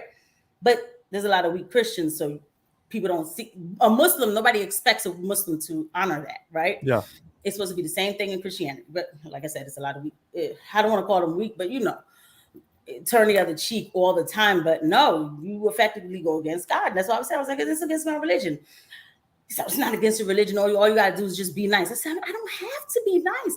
Oh, well, just to affirm somebody. I'm like, they're not supposed to look for my affirmation. Why do you need me to love you? Like, I don't understand. Yeah. Like, why? It's not even about loving them. It's just about using the right things to show that you're going along with their narrative. That's it. It's not like they actually truly care what you think about them and they want your like affection. They just want your compliance. Right. Of course, it's all about control. I use that term to make you sound dumb when you say, oh, you're supposed to affirm them. No, I'm not. That sounds silly. It does. But it's going so far that it's being shoved down people's throats and people are getting tired of it. I feel like there's an awakening coming. I do. Yeah. There's no doubt the tide is turning, because I was about to bring it up earlier. We were talking about something else. There's just the amount of like fugitives is pretty crazy. Like the amount of people who like get banned from banks, from Uber, from literally just everything. Like Nick F. Yeah. Andrew Tate, Ryan. Like, do you know who Ryan Dawson is? No, I don't, but I will be looking him up. He makes like a bunch of like 9/11 documentaries, and he like exposes like who's really behind the stuff. And he's hiding out in I think it's Korea or Japan, because he just can't be like in the U.S. because they'll just get him.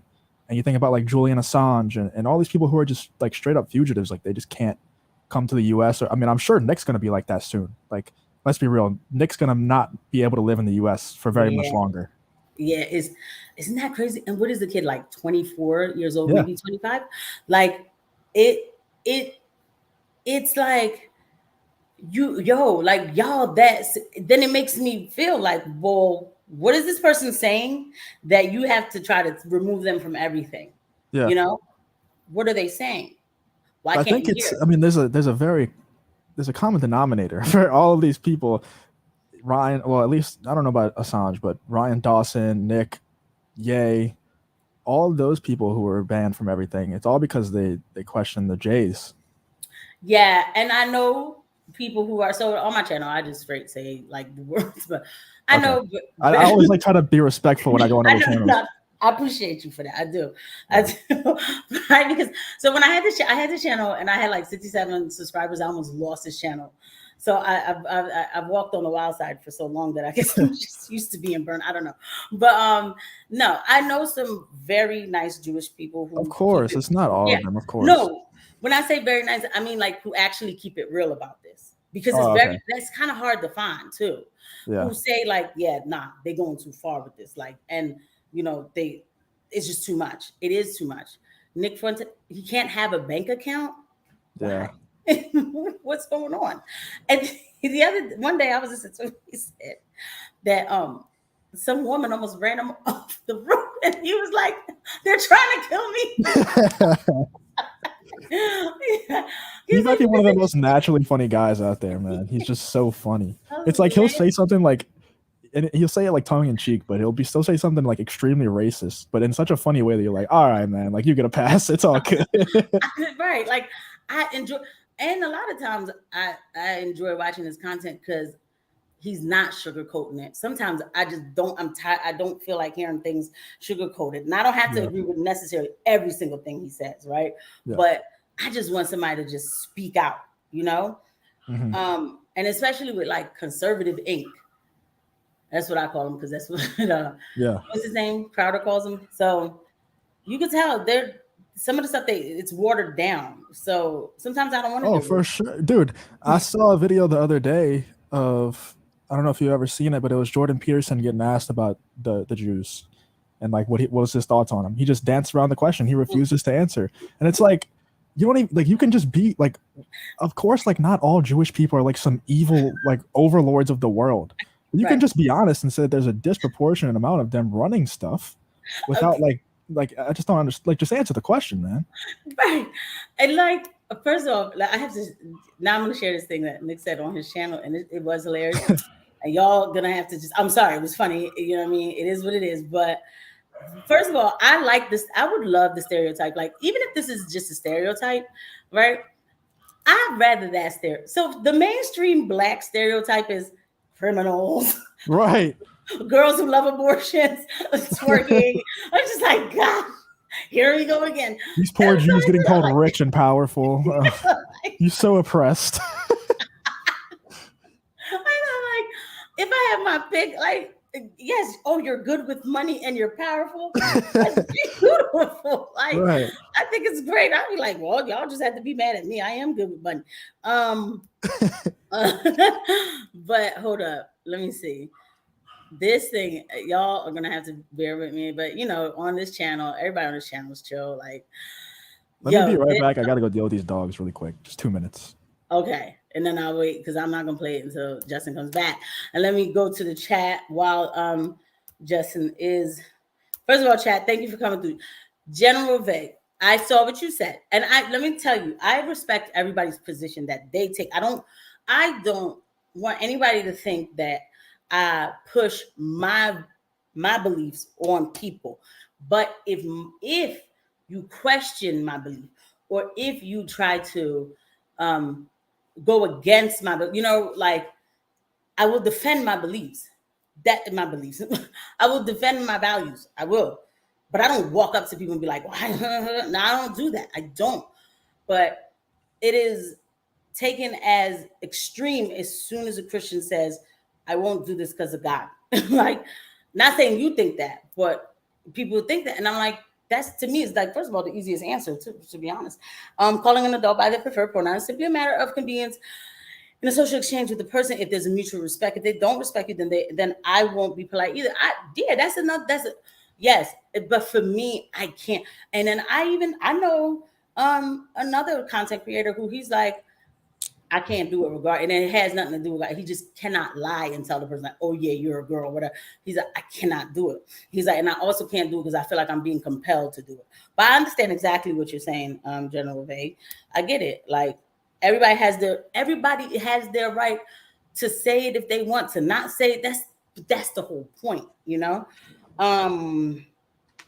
Oh, Yeah. I'm back, by the way. All right. So let me play this. The guy, this is gonna be controversial. But this is basically what we were saying about like dancing around stuff, you know? Yeah. So hold on. All right, my speaker's on. When Matt Walsh says, I don't think you have to support Israel to be patriotic. And they're like, shut up, Goy, shut up. Yes, you do. And he's like, okay, all right.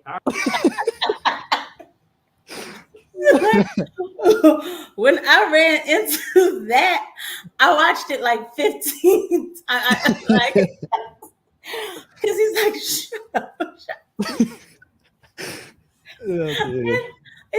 It is true though. Like Matt Walsh did make a comment like that, and then he took it back, and he won't say it again. Yeah, I never seen that. Yeah, this was a long time ago. Matt Walsh was saying like, he was basically saying, why do we have so many like Jewish lobbyists? You know, what's going on? You know, money should not have to. We don't have to. You know, give everything to Israel to say that we're patriotic. So that's when he was independent, but he doesn't say it anymore. And this is how powerful. I wonder why. Maybe because his boss is a Jew. Right. But this is how influential Nick Fuentes is. He said on his show to somebody, or not to somebody, he was talking on his channel, and he was like, you know, the next time y'all go to Matt Walsh's conferences or whatever, you know, I need one of you guys to ask him, how does he feel about the Israel policy? Y'all should ask him that. And one of them actually, some groiper, they asked him that. And then so he was like, and then he shouted the person out. He was like, I saw that you asked him that. I thought that was a really great job you did. He danced around the question, but that was really good to see. And I'm like, he put that out there in the air, and somebody went and actually did it, you know? So dude, I'm telling you, if they don't like, this is really dark, but if they don't somehow get him to stop in some sort of way, he's going to be extremely powerful by the time he's ready to run for president. Like he has 11 years until he's eligible. So, I mean, the dude is already very, very like influential. There's a ton of accounts on Twitter that follow him so closely. They spread his content like crazy, and just because they love him, he's extremely powerful, man. That's why they're so scared. Exactly. And because even I've used him on a couple of my videos. As I told y'all, like, I want to talk to him. I want to have a discussion with him. I don't see what the problem is. And that's why I thought Pearly Things was a nut. This is when I started to pay attention to who she was. When she had him on her show, I was like, oh, that's what's up. Okay, cool. Because you should be able to talk to whoever. And then she came back and did like an hour-long apology. I was like, oh, no. It's like, that's too much. Like, why? You knew who he was when you had him on the show. I'm not a fan of her at all. I'm not either, yo. I'm really not. Like, I'm not. Why aren't you a fan of her? Like, I feel like we're just talking about it. I just think she's a grifter. I don't think she believes any of the things that she says, because before she was making videos like that, she was saying the exact opposite. And I also, like, this is going to sound kind of controversial, but I don't really think women invading male spaces is a good thing. Like, I don't trust female men's rights activists just like I don't trust male female rights activists. Like, it's the same thing. And that's the vibe that I get from her. I'm just like, you seem like you're just here for the money. It's pretty obvious to me. I can't even think of like the avatar of the person that would follow her. She's extra with it, and that's why it comes off very cringy, because there's certain things that she says that I've said, right? But like the reality is, I do say, like, women, we are emotional, we are chaos, we are agents of chaos, and we need to be guided sometimes, you know, a lot of times, many times. And I'll say, like, there's nothing wrong with knowing that. It's just using that kind of, like, you know, chaos for good, you know? Yeah. But she goes on and on and on, and everything is literally like, I feel like if she heard a story where the woman was getting beat down to a bloody pulp, oh yeah. Well, what did she do to make the And then she's always like, she always phrases it as a question, so that whenever somebody questions her back, she's like, oh, I'm just asking questions. Like, I'm not making a statement here. Yeah. I don't think she knows who she is. I don't think she's ever had. I don't hate on anybody who's rich. Let me make this very clear. If somebody's rich, good for you. That's good. This is America, so you can be rich. Yeah. She comes from a rich family, and maybe she's never had to really take a stance on anything. that's her life. That's maybe her experience. So she doesn't know how to do it when she thinks that she is doing it. Like yeah. I saw. I don't know if it was fake or not, but I've just seen a video. I was watching Destiny react to it, and it was her like opening like a big compound. Like she's building a big compound. And it has like a whole basketball court, a racquetball court. Like it's like a $10 million compound. I guess I don't know if it was her parents' money or if it was her YouTube money. I mean, she really doesn't get that many views on YouTube. She doesn't at all. She doesn't have like what's the not that many, like how many followers does she even have? In comparison to how many followers she has 1.54 million. So let's see how many views she got yesterday. Let's see. She posts a lot of video. All of her views come from shorts. But let's see. So 1.54 million. Yesterday's views were 12K, 9K, 11K, 13K, 13K, 8K. Like she's not as relevant as everybody makes her out to be. Yeah, that is because like 8K and you got millions of viewer like subscribe. That's why shorts. This is like some nerdy like YouTube talk, but shorts are really not that good. Like it would be good for like a really small channel to try to gain like an initial following. But once they're that big, posting shorts is just going to get you cheap subscribers that probably will never watch your long form content. And that's all she did. She got huge off shorts. I almost got huge off short. Calm down, Casey. But no, like I've done shorts and I had to stop doing them. But a couple of them, saw some crazy numbers like immediately. And then I would wake up and it would be like 60 subscribers, right? But it was doing something with like my regular videos. And I kind of felt like, and I have other people who say this, like that they'll push the shorts out more than your actual videos. So I was like, I don't want to be looked at as a shorts channel. And I don't want it to be where you get in just inflated subscribers that aren't going to watch your content. They just hit subscribe, so. Yeah. I mean, this is like it was like the craze for the longest time, like the really short form TikTok and YouTube shorts. But this is kind of widely known that shorts can ruin a channel, especially if you already have like a solid following. Like you're getting like 10 viewers on a live stream consistently. That's not easy. Like that's good viewership. So I think at this point it's like probably more detrimental to you. I even talked, do you know who Benny Johnson is?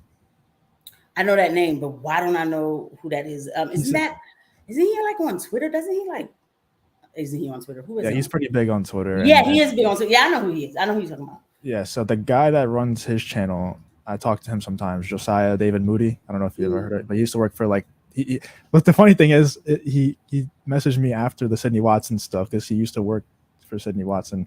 And he told me, I was like, yeah, I probably should get into like the short stuff. And he runs these channels, so he probably knows more about it than me. And he was like, honestly, dude, no, you shouldn't. Like that's probably going to ruin your channel and lower your viewership more than it would help. So Yep. Yeah, definitely. I don't think that I think if you're really serious about what you're doing, I don't know. Like I'm not saying like, oh, it's fun for it to take a long time to do things, but it feels like more substance. Like thank you for saying like, having 10 people watch the stream. Like, I love it. I do. So there was a time, sometimes it goes up to almost 20. That makes me feel great. And then I have my people who I know, like who come through, who, like, it feels more like a crew, I know exactly what you're talking about. Yeah, I like that. I like 10, dude, 10 viewers. People think that that's not something to be proud of, dude. That's like, I remember I used to stream to one person, maybe two, for like the longest time. Yeah, like so long, and it's like it was still fun because I would bring my friends on and we would talk and stuff. But the first time that I saw 10 viewers, I was like, oh my god, like it's a great feeling. Yeah, it is. And then like the chat is going off and stuff. Like I do like it. So I'd rather, like it's just. And then Harry is always looking out, asking to put. Oh, you're not monetized yet? No, because my watch time. Justin, when I made this channel, I did not.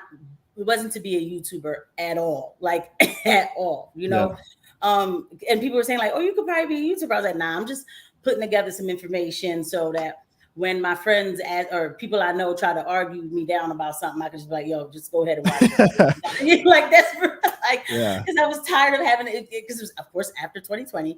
And that's when I had 2020. That's when I like did the 180. I went from being Democrat to, you know, full Trump, you know, like, and my eyes were open. So, and I was tired of arguing about just a lot of stuff, the pandemic, everything. So I was like, yeah, I'm just gonna put some footage out so that I could just tell people, just go watch this. So it was just more like that. But when the mandates came, I started doing more and more content. And then, I don't know. And then all of a sudden then 2022 came. And I said, all right, I'm going to fall back a little bit on COVID. I've given all the information that I can give. I've tried to help people and everything. Like, it's time to talk about more political stuff, because Joe Biden was, already destroying everything. So I started talking about that, and I started putting more content out about that, and just like funny stuff, and then the war happened. And then I really started to get into it. And then I'm on Hypnotics panel on Saturdays. And then that's when I really started to be like, oh, I want to really, I don't know. It just hit me one day. Like, I want to do this for the rest of my life. Like, not just YouTube, not saying just YouTube either, but media, period. I just want to bring information to people. Yeah, I would love to start like a media company like The Blaze. That's what I want to do. I know it's like really far off, but I would love to do that in the future. Or honestly, I was talking to people today about it, and it's really hard to get this done. But I would love to do a show like Tim Pool's. Like, I know he's like, a lot of people have bad things to say about him, including myself. But I think that his product is really good. Yeah. Like you got, like, say what you want about the guy and his opinions, but the quality of content that he puts out is really high. So I would love to have a show where I have like set co-hosts. Like, hopefully I can get Matt and I don't know whoever else, maybe you. To like be in person, sitting at a table, and then hopefully in like a destination city where people are actually coming through, so we can get a new guest every day, like Tim Pool. I would love to do a show like that. I know you could, because like I gotta hand it to you. So all right, here we go. I'm about to sweat you hard, but like, oh no, no, not too long, right? Because that makes you uncomfortable. but the first time, with the Eliza Blue stuff. Yeah. And I think I made a video on Eliza Blue, and then all of a sudden YouTube started like showing me, because everybody was talking about that Eliza Blue thing. So then I was seeing other people talk about it, and then I ran into your thumbnail, and it looked like something I seen before. So I was like, oh, I think I know this channel, whatever. And I hit it, and then like I just like listened to you talk, and then so like you have a nice tone on the videos or whatever, because you don't show your face on the videos, but you just talk straight through, and it was cool. It was just like a cool video. So I would listen. And then when you talk on your live and you talk about other stuff and like the positions that you take on things and how you look at life, I was like, oh, okay, cool. And then you said you was like 20 something. I'm like, wow. It's like, yeah, because like you're young, and I know age is like a number, but no, it's more than a number, because none of my friends could have conversations like this with me. It's kind of making me drift away from pretty much all of them a lot, because they're worried about like video games and I like just dumb stuff, like NPC stuff. I'm just like, dude, like there's there's evil overlords trying to get us to eat bugs. Like, what are we doing here? Yeah, I know what you mean. It's like once your eyes are open to that, a lot of stuff becomes. Yeah, I used to be. I don't want to say I was like a leftist, because I definitely I grew up in the South. Like, I was definitely not a leftist, but especially when it came to like Hollywood, I was definitely blue pilled on like everything that was going on, like all the agendas that were being pushed for the longest time. 2020 red pilled me, and I think it red pilled so many other people. Like, I think 2020 is going to like at this moment. I think it kind of worked in their favor a little bit. It got a lot of people scared. I think in 10 years, they're going to look back on 2020 and be like, oh, we messed up. Like, that was the red pilling moment for everyone. Yep. So 2020 is when wow. Like, that's when I was still on YouTube talking about Star Wars. And that didn't change until, honestly, the Eliza Blue stuff. Because I had taken like a year break.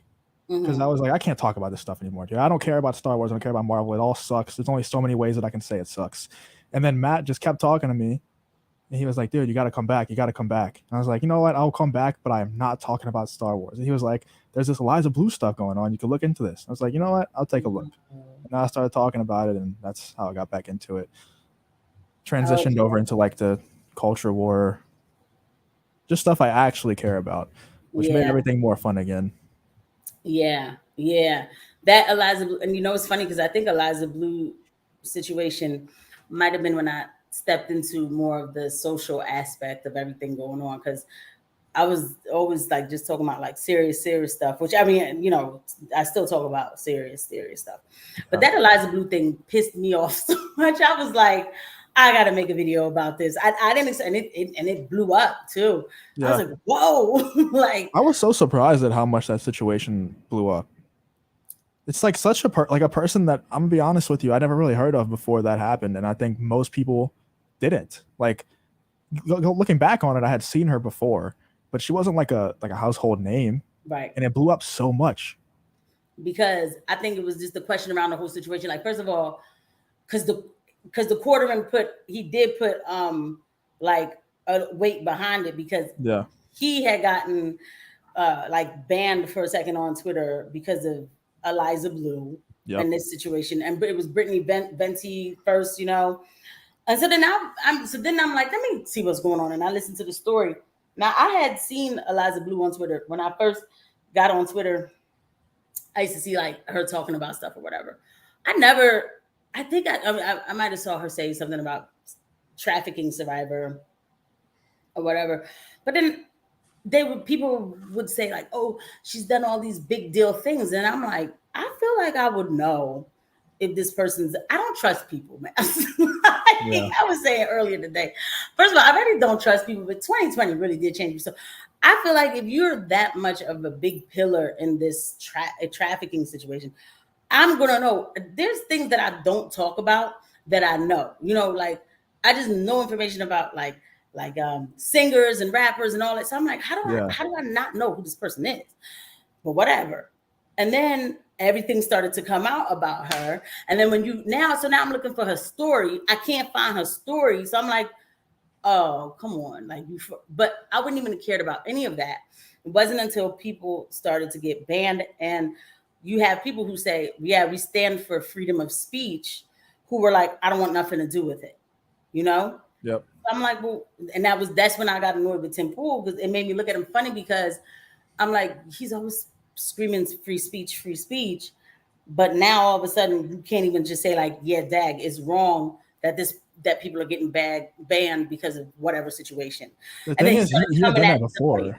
He had done that before with the Jack Murphy. He did the same exact thing with Jack Murphy, so that wasn't the first time. The first time with the Jack Murphy stuff, I gave him a pass because like I really do enjoy his show whenever he's just talking about random events. Like I think it's a good product.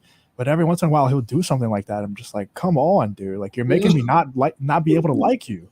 And I don't know. But also I don't think Tim Pool would be on our side of things if he wasn't pushed in our direction. Because he's like I don't know, did you see the Emma Vigeland stuff with him, the debate? Yo, I still haven't seen it because I was working. What happened with that? I think you made a video about it too, right? Yeah, I made a few of them, and they did pretty well. Like it was a big. A lot of people felt very strongly about it. I'll say a lot of the leftists thought that Emma Vigeland went on his show and absolutely destroyed him, and then I think Tim Pool won pretty easily. And I don't know if you know who Social Justice Warrior is, but his name's Sean. He was on there as well. He has a pretty big YouTube channel, and he's just like I think he's a criminal statistics major. He has a degree in it. So he just had all the stats like in his head, and he's just like rattling them off in front of her, and she's just like, "Yeah, I really don't care. Like you're a far right, neo-Nazi or whatever." And that's how they get their dunks. They don't get their dunks with critical thought or debate. Yeah. They're just like, "Well, your show's for Nazis," and that's like, "Oh my God, Emma Vigeland just destroyed Tim Pool." It's like, not really. That word, they call everybody a Nazi. Yes. I'm surprised I haven't been called that yet. Like, I mean, they call everybody that. It's all emotions with the left. Yeah. So I didn't see it yet. I'll watch it. It was good. And A lot of people have reacted to it. Social justice warrior, or sorry, not social. Did I say social justice or did I say actual justice? You said social justice warrior. Oh, sorry. His name's actual justice warrior. Oh, okay. Because I My wrote bad. down My bad. Nice. It's ingrained into my head. But actual justice warrior did a video on it that's like an hour long, talking about his parts of it. That was really good. And then, I would recommend watching the whole stream though. It's on Timcast, not IRL, just the normal Timcast channel. All right, I'm gonna watch it. I mean, and like you said, like when I first got red pilled for or clear vision, 2020 is the year of clear vision, 2020 vision, and my nephew, he was like, Casey, he's like, listen, I see what direction you're going in or whatever. He was like, I think you would really like Tim Pool and the Ripperverse. Watch them on YouTube to get started. And I was like, oh, all right, cool. And at first I watched a little bit, but then I stopped. But then I put him on again. And then he was talking about news that I didn't hear mainstream. That was the year of the Summer of Love, where everything was burning, but it was pretty peaceful, whatever. Like mostly peaceful but fiery. Right, yeah, like it's just kind of hot. The best headline fire. of all time. It's just, but that's just how much it's just love. Love it just causes fire, right? Okay. Yeah. And he would talk, and he was like, Portland is still under fire. Like they're still rioting in Portland, and it was like 100 and something days, and they were still rioting. And I'm like, wait, why isn't CBC? What is it, CBS or whatever? I'm like, well, how come they're not talking about this? And then I started realizing, still, I'm like, yo, they don't tell us anything, like literally anything, like. Yep. And so I was getting my news from Tim Pool every day, like every day. And at that time, he was doing like I think he was doing like 6 little episodes, and then he would do the one big one in the middle. Yeah. And then, I mean, I was like, this is insane. So I do like his product. I understand what you mean. And that's the thing, right? Is the product is good, and you're not always going to agree with the person but that's not what it's about. You got to get information, right? Yeah. I mean, you don't get to 1 million subscribers on 3 different channels unless you're doing something right. Like he's obviously good at what he does. Yeah. When I kind of stopped watching him, it was like the Jack Murphy stuff. And then also whenever the Ukraine war popped off, he was like, every day the title was the same thing. It was like nuclear war imminent. And I'm just like, okay, man, like I just like, I'm tired of the fear mongering stuff. And if you're going to do it too, I'm not going to watch. And I try, that's why I even like with my episodes, I try not to do the whole like, World War III on the way, but like once in a while I add a little spiciness. Sadly, I don't know what it is. Like people just, they won't click on it if it doesn't have anything spicy. Yeah. And there's information that people need to know. So I'm like, yo, y'all really make me do this. Well, you gotta think like whenever you're looking at your homepage, like if you're seeing, I don't know, like here's a video game stream, and here's just like, somebody talking about farming, and then all of a sudden you see World War III starting now, and it's like, okay, which one are you gonna click on? Yeah, exactly. Do I need to go get in the bunker, or am I gonna be okay? Right. So but I didn't even know he was doing that, because I think I stopped watching. Not that I stopped watching, right? But I had gotten a job and then another job, and so sometimes I can't keep up with everything with people or whatever. But he was. I'm gonna tell you another thing. For the elections, the 2020 election, Tim Pool, I put him on faithfully, because he reported on every court case that all they would do was toss it out. They never, Donald Trump lost. I'm like, no. They didn't even look at it. They'd be like, oh, and they would toss it out. Okay. Yep. He reported on every detail. So I appreciated him for that too, because I definitely was in the know. That's why when that happened that day, I wasn't really that shocked. Yeah, he does good stuff. Like he really does. And like I was saying earlier, I don't think he would be on our side unless he was pushed this way, because if you actually like really understand what he stands for, he's not a neocon. He's definitely not a tradcon. Like he's pro-choice. He's pro-universal healthcare. Like he definitely goes against a lot of things that tradcons and just cons in general, like, he goes against a lot of their talking points. So the only reason why he's on our side is because people like Emma Vigeland go on his show and call him a neo-Nazi. That's why he's pushed this way. Right. And that's the thing. Like, that's what happened to just about everybody. I mean, like they did too much. After a while, it was like, no, wait a second. Now I didn't sign up for this. I think everybody starts off as on the left or whatever, like, oh, whatever, it's cool. Yeah, today's left. Yeah. Right. Yeah. But now, whatever that is that they call themselves the left, whatever, I don't want nothing to do with that. They're insane. Yeah. How do you also feel like there's a derangement syndrome for both sides since 2020? Like, a lot of people talk about Trump derangement syndrome, but I feel like there's also a derangement syndrome on the right that is stemmed from that. I saw that I think you replied to that Vosh tweet that I quote tweeted, where I was like, I can't believe I agree with Vosh. Yeah. What did he say? He said, tell me again. I know, because I agree with it too. Yeah, it was something like pretty much the gist of it, and this is definitely not word for word, but the derangement syndrome has gotten so strong on the right that the concept of news itself has become a psyop. So like every single time the right hears something, they're like, oh, psyop. Like nothing can be true at all. Yes. I hate it. I do. Yeah. They do. I see that a lot on Twitter. Like, oh, they're just trying to distract you. Distract me from what? So everything. So they're just trying to distract me from the other distraction that you said was a distraction, but then the one in the back. Like, come on. Or maybe things are just, or maybe things are really just that many things are just happening. Things are happening. Like some things are probably fake, but not everything is fake. Right. Or maybe like they're not telling us everything about something. I don't know, but I'm not gonna sit here. I've seen some people say like the Ukraine war is a distraction. I'm like, y'all get on my nerves. Like the way how some people talk about it, it can be a distraction.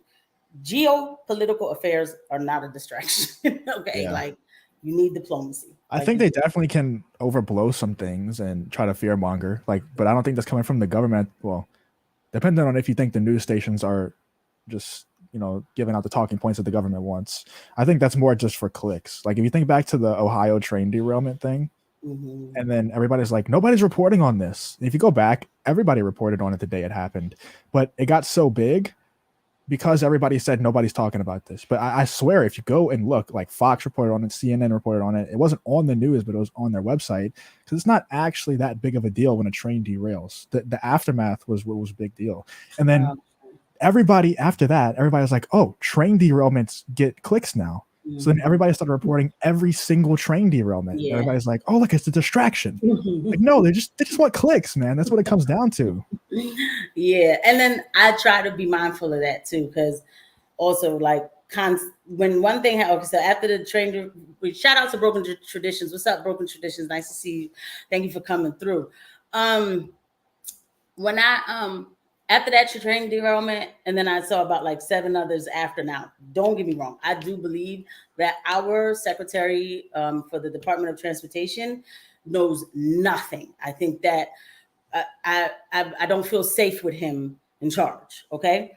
But I also realize that because it's good clickbait, I have to be careful not to be like, oh my God, another one. And then another. I don't want to do that either. And it's not that I think it's a distraction. I just don't want, because now nobody's reporting on them. Let me just say that, It can be a distraction if you let it, but I don't think it's some like intentional distraction to stop you from paying attention to your daily life.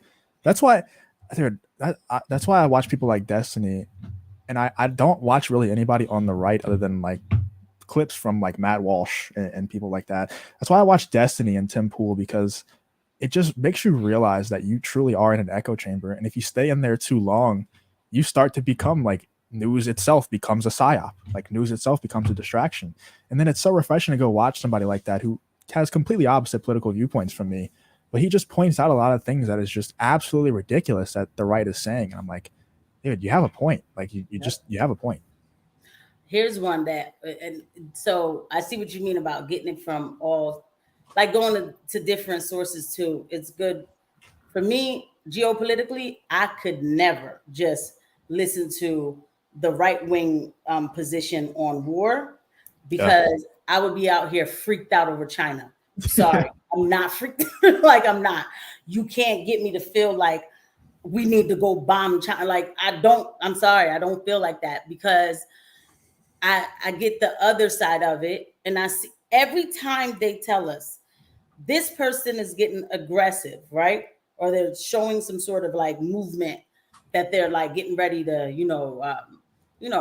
get ready for war or something. Yeah. But then if you look a little bit behind it, you'll see the part where our establishment sent money to their enemy or whatever for their military. So what are they going to do? Right. So I'm like, well, okay, like with China. Oh, China's getting ready to invade Taiwan. Well, first of all, I'm sorry what I'm about to say next, but I don't care. Yeah, I don't live in Taiwan. I'm good. Like, I'm sorry. It just does not bother me that, but oh, word, that's what they're doing. Damn, that's crazy. That's my position on things. And I think that we would be a lot better off if that was our position on many things, especially since, by the way, we already agreed to this one China policy back in like the 70s or something. Okay. So I don't know why people are acting like this is some big thing if they try to take Taiwan. We already agreed that they can do that. Right. Yeah. And that's the part that pisses them. That's the part that I find out from a leftist sort, like what people call the gray zone, or like a channel like that, the gray zone. Yeah. And they'll tell you like, no, but we already agreed to that. So right wing will tell you China. Oh, China's getting to you on TikTok. They're trying to get your information. I'm like, this government is getting my information. I can't worry about China because I'm having worse problems from this establishment. Yeah. Not over there. So I think we as citizens need to be worried about that more.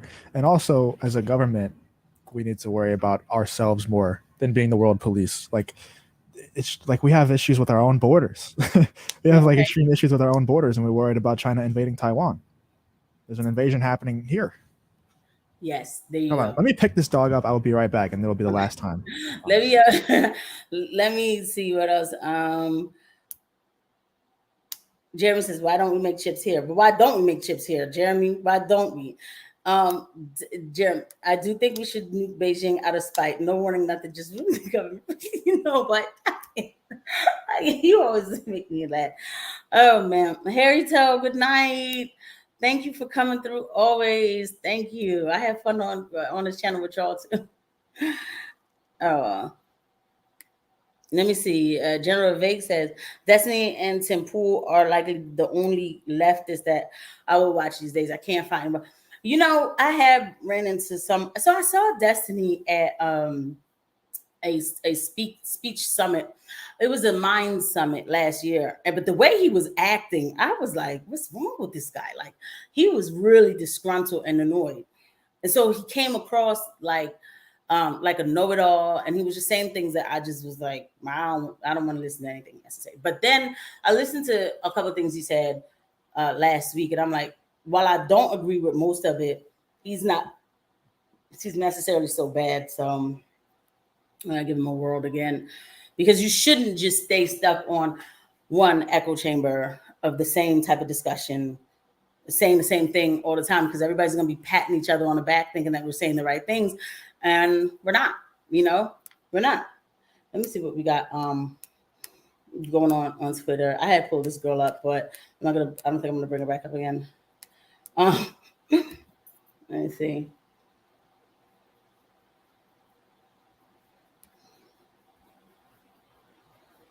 Well, we definitely have to talk about Joe Biden and his CPAP, guys. So Joe Biden has a CPAP, y'all. So that was hilarious. So I don't know why everybody's like, oh, big deal news. Joe Biden has a CPAP. I'm like, if that was all Joe Biden had, I would feel much worse. Like, I'm not mad at the CPAP. Like, guys, this is a joke compared to what we really dealing with. But Joe Biden is a mess. Oh, God. I'm sure you've seen it, but that clip of him saying Putin's losing the war in Iraq. Yeah, don't worry, I got it right here. I'm about to say that one right here. Yep. To what extent has Vladimir Putin been weakened by recent events? hard to tell, but I hate when I don't know what yeah. Twitter does. I hate when Twitter does that shit. Yep. Oh, let's reset. Like, why? Why are we doing that? Hold on, I got it on 2 spots too. to what extent has Vladimir Putin been weakened by recent events?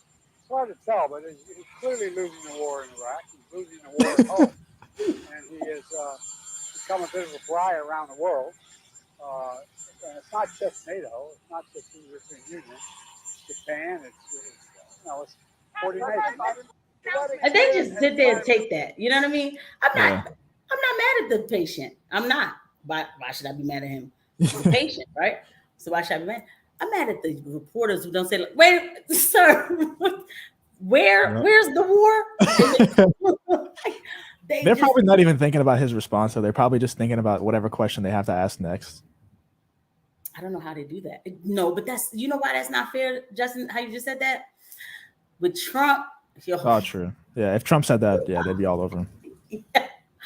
I've gone back. I've watched some of his press conferences, his briefings, and they were waiting for any little thing he would say, and they would try to cut him off. I mean, it's insane to watch. He would literally be fighting, because they were ready for him. They were always ready. Joe Biden, they barely ask him questions. When they ask him questions, he'll be like, all right, I'm gonna ask some questions. I hope I don't get in trouble. Every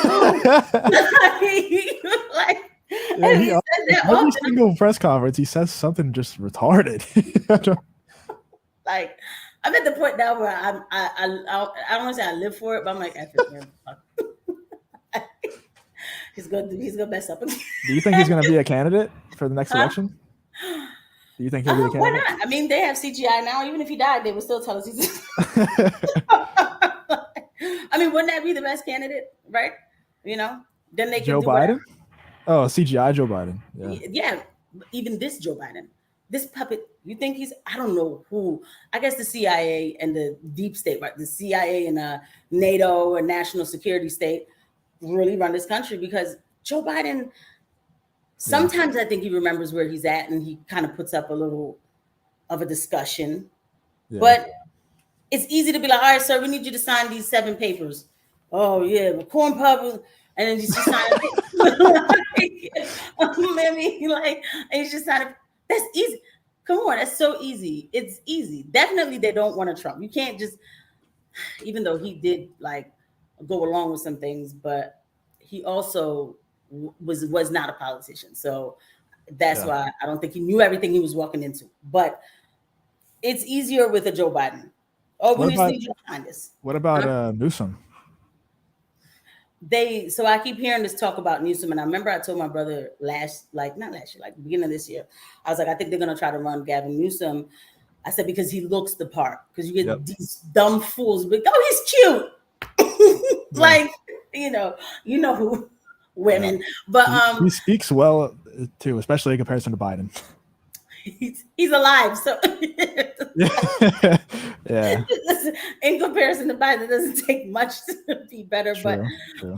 But then part of me is like, are they sure they want that? Is he fully in line with whatever agenda they want? Because like I said, it's easier to just get the puppet to sit down and sign whatever, Yeah. And it might be something but Gavin Newsom does go along with literally everything. So maybe. I was watching. Do you ever watch the Patrick Bet David podcast? PPD. The what?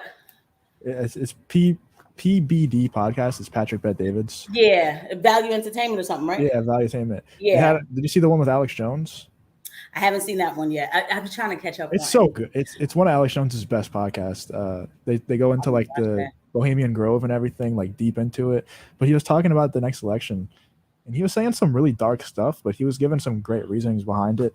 There's no way I could possibly rattle it off like he does, but pretty much his prediction was that Gavin Newsom would be the next Democratic candidate for next election, and he also said that they were going to kill Donald Trump. He predicted they're going to kill Donald Trump. Man, in a plane crash. He even said in a plane crash. He must know something. He must have heard something. That scares the shit out of me. So I'm sorry. Now you got me cursing on my shit. It's like, well, there have been a lot of billionaires recently dying in plane crash. I think one died yesterday. Yep, they did. And I almost retweeted it like, why are the billionaires dying all of a sudden? What's going on? But I don't retweet that and just like pay attention. What you just said there is something that like I'm grateful to God that like my close circle, my best friend, my brother, my mom, my dad, like we talk about this stuff, you know, that because like there's people who stop talking to me after I yeah. like, okay. But I talk to my best friend about this stuff and I'm like, yo, man, and my brother, I'm like, I think that final step, it's not off the books. That's what I said. Because they did it before, you know? Oh, yeah. I mean, they did it on camera. I mean, like, and then I've been going down this rabbit hole because of course, RFK Jr. and Jeremy just brought up JFK Jr. But JFK Jr. That's another thing too. But RFK Jr. since he's running for for president, so of course now I'm like, let me look up some stuff. Oh my God, it's just so much stuff with his father. Like the JFK situation, people do talk about it, and there's that. Like that's a situation. But I don't think people really pay attention to the RFK situation, like what happened that day, why it happened, how it happened.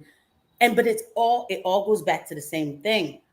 These people, these two, after when JFK came to the presidency, his first 2 years, he definitely was like neocon, like, war, whatever, right? Yeah.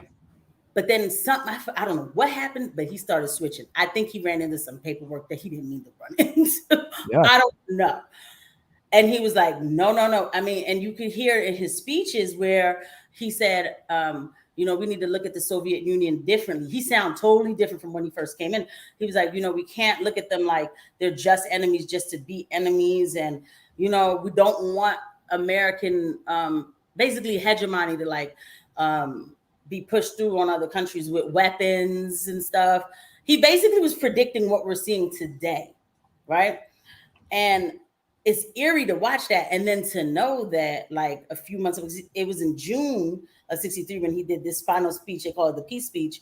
And not final speech, but this speech was called a peace speech. And then in November, he was gone, And these people they're different. And so here's the other thing, right?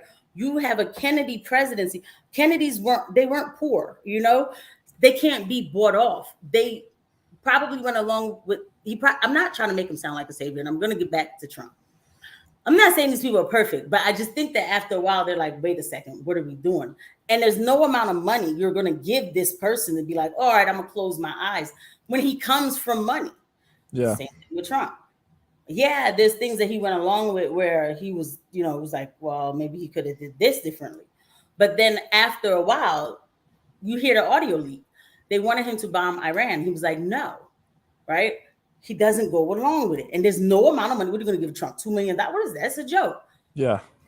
So there's no amount of money you can give Trump to improve his quality of life at this point. Like he has it all. And this is not something that you're supposed to say, but if you watch anything that Ryan Dawson does, he goes into all of this stuff, all the JFK assassination, 9/11, all of it. And if there's one common denominator in all of it, it's Mossad.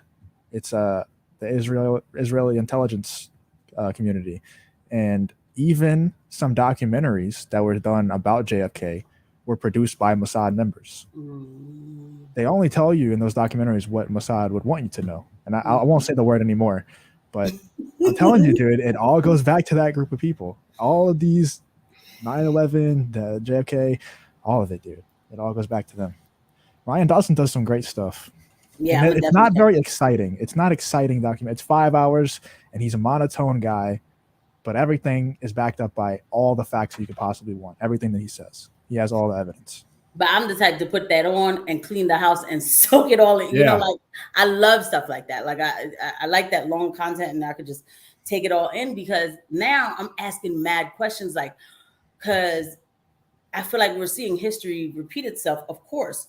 And these people, there's nothing that they don't stop. Like they don't stop. And they're obsessed with, like, who's calling me at 11:30? Sorry.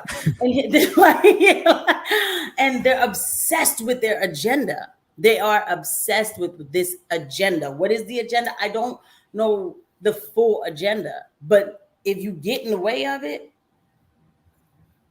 you know, they take you out. You know what's crazy? I've always thought about the fact that you said that they'll do it on camera, like they're killing the president in such a public place. Why would they do that? Like, I wonder if it was more than just we have to take this guy out. If it was like we have to send a message to everybody that if you speak like this guy, this is what's going to happen to you. Absolutely. Absolutely. Just like J6 was a message to the country. Yeah. Don't even think about it. But even though you're even though you protect it, if you do think about it, but you're really not. Yeah. Right?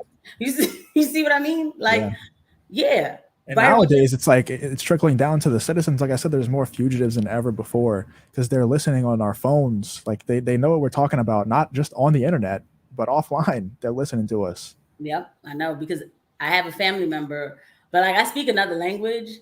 And then sometimes he'd be like, talk the other language because he works like with certain type of things. And he's like, there's algorithms on your phone. It's like, okay. I mean, yeah, like you could talk about something and then all of a sudden the ad for that thing pops up like as soon as you open your phone. Right. It's very obvious they're listening. Right. And at first he's like, oh God, that's so uncanny that happens. And then now you realize like, to track okay, all right, cool.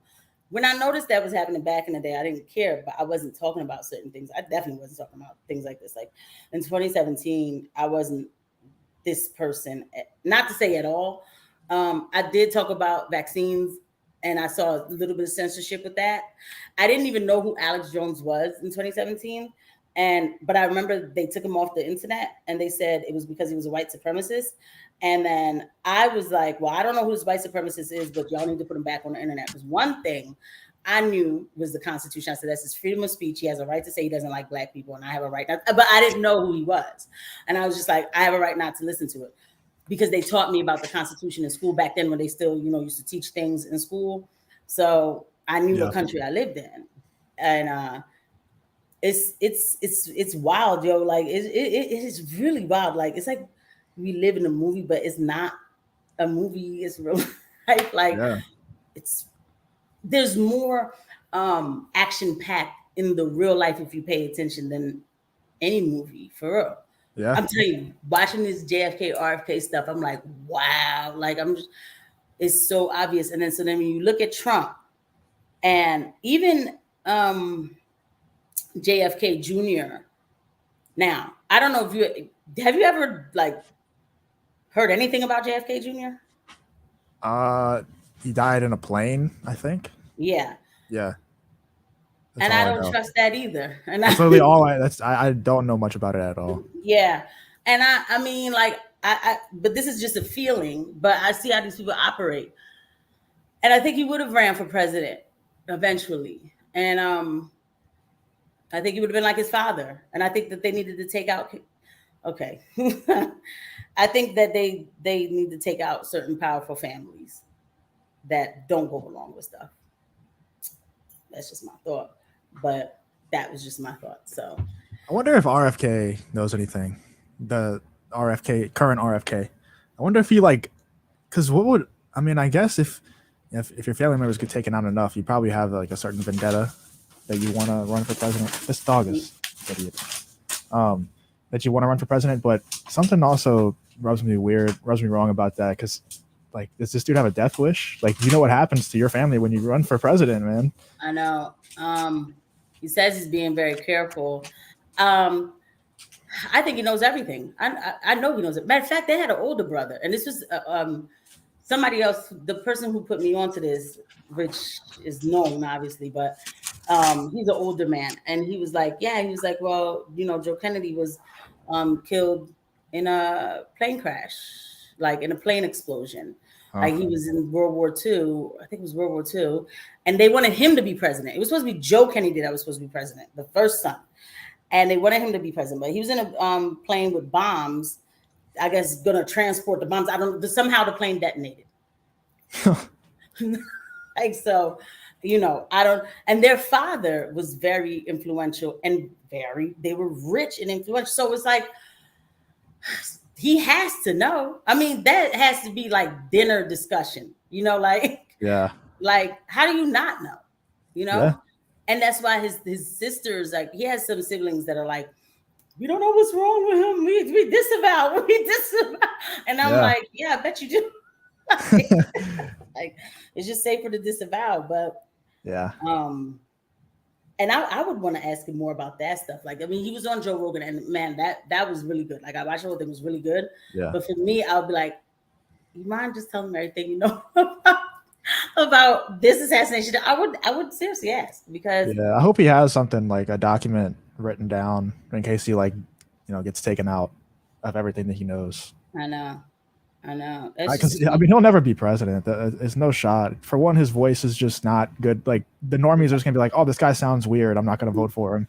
And then, I mean, even if he had a great voice, even if he was like Obama level of speaking, he's not. There's no way that they would let him win. There's no way. You know, but you know what's funny? Now this just made sense. You're right. They're not gonna let him win. But now I see why they might really are running Gavin Newsom, because Biden and RFK Jr., I think even the normies would be like, you know what, I'm gonna just take a chance on his voice, because I mean, Joe Biden is really like looking like a Skeletor, okay? But Gavin Newsom and RFK Jr., they're gonna vote for Gavin Newsom. They don't pay attention to politics to know what he's doing in California. So I bet about a bunch of people that left California because of him would probably vote for him. And I hate that. Like, why y'all like this? Like, they're just drones, dude. They don't think for themselves. They're just like, oh, it's getting bad out here. Let's move to Texas. And then they just like have no idea why it got bad. They just know that it was bad. You're right. Once I figured out how to put like backtrack things and connect the dots, that's what I do now. Like, it makes it make sense. But I will say, in 2020, that was the first time I ever voted with actual knowledge of what I was doing. So before then, I just was hitting buttons because it feels right to, you know. Yeah. But I've never actually voted ever for anything. Oh yeah, that's cool too. Yeah. I live in Louisiana, so it's gonna be Republican state if I vote or not. I don't know. I think I voted in like a local election one time, but it was just because my parents told me to. I didn't even know what the hell I was voting for. Jeremy says in the chat that RFK probably supports two-way restrictions. He also supports abortion, so I don't think he would get a lot of he wouldn't get a lot of us on our side. Obviously, how do you feel about the Republican side, though? So would you want to be the candidate for the Republicans? Come on. You should. I thought you would know that, but Trump all day, like Trump. There's nobody else for me. And not because like I'm some fanatic, even though I guess a little part of me is a little bit. I could be honest about that. It's that global policy. Trump's foreign policy is like nothing, nobody else's. It seriously is. He could have did more. When I go back and I look at his administration, he could have did more, but they got rid of like his right hand, General Mike Flynn. He would have definitely started getting rid of that deep state, because he knew where the bodies were. He knew who was the corrupt ones, right? Yeah. So they had to get rid of Mike Flynn immediately, you know, and they did. Trump's second term was going to be thorough. It was, because he started to bring certain people in. He took us out of the WHO. I couldn't believe when he did that. I said, how does he know to do that? Because, you know, in my profession, and I'm looking at all these organizations. So when I saw the WHO was talking about no man left behind, everybody vaccinated, I was like, what is he? Like, that's their motto for 2030. Like, that's their 10-year motto. Why is everything 2030, by the way? Literally everything is 2030. Like, everything at the World Economic Forum is like, we must stop climate change by 2030. We must get everybody vaccinated by 2030. because it's a 10-year. They always do things like 10-year agenda, 10-year. Okay. And that I learned from school, like because they taught us about like the World Health Organization, but of course they taught us about it like a good way, like as if it was a good thing, you know. Yeah. Until I got older. Now this is before, and this is how I got introduced to RFK Jr. Because I'm not gonna lie, before a lot of things, I didn't even know that there was an RFK Jr. Yeah. But with the vaccines and stuff in 2017, then I started to look at different kind of information. And then he has a Children's Health Defense Network where he has a lot of information there. And then I started realizing that the World Health Organization just pretty much mimics, it pretty much parrots whatever like Big Pharma tells it to say, you know? Yeah. So with the opioid, even with the opioid crisis or whatever, I saw how it happened or whatever. So then I knew this organization is not anything good for people. But I thought that was the thing, like only certain people knew. And so when Donald Trump took us out of that in 2020, I was like, yo, who is this guy? Like, for me, that's how it was. I was like, who is this guy? Like, are you serious? Presidents don't do things like that, you know? Yeah. They keep you in every organization. So for me, it's him because, again, like even NATO, he hates NATO. He does hate NATO. He says it. He does not like, first of all, he feels like we're paying way too much. The fact that he says the American taxpayer is getting a bad break with NATO, who says that? Like, no, we ain't never heard nobody say about NATO. Never heard that. So, what am I going to put? DeSantis? Listen, I think DeSantis is doing the best he can in Florida, but he's not that guy for me. And I think that I think it's real. Honestly, I'm a Trump guy too. I think it's really important to have DeSantis stay in Florida. I think that's like a super important thing because who knows what who they're going to get afterwards. I mean, I'm sure they'll elect somebody decent, but DeSantis has really done a great job. And I listen to Zuby a lot. I'm sure you know Zuby. Yeah. And he's like really well traveled and everything. And he was saying Florida and Texas aren't just the two last free states in the United States. They're the last bastions of freedom in the world. And he's like I said, super well traveled.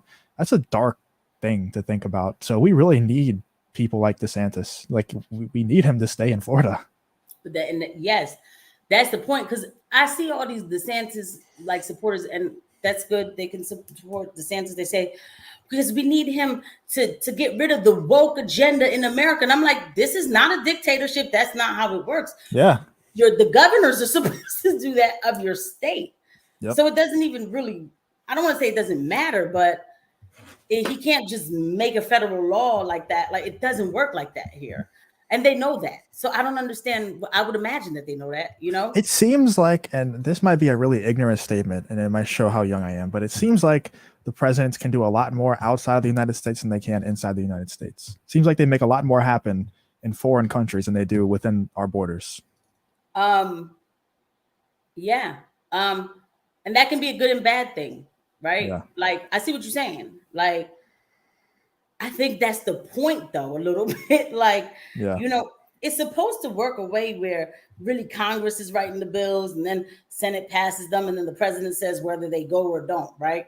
And so if Congress would just do what they're supposed to do, it would work more effectively. What happened with Trump was he realized that Congress wasn't going to do what they were supposed to do.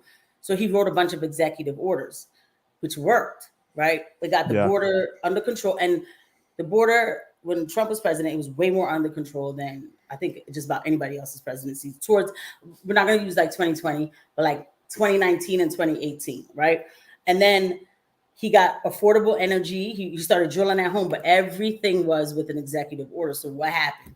When he left, or when whatever happened, they sat Joe Biden down and they had like 50 executive order, and he signed them away.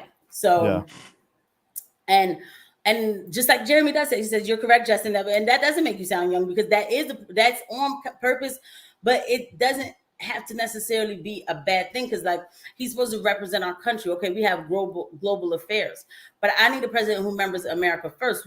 He took us out of that Paris Accords. Like right now, we should all be supposed to be driving electric cars.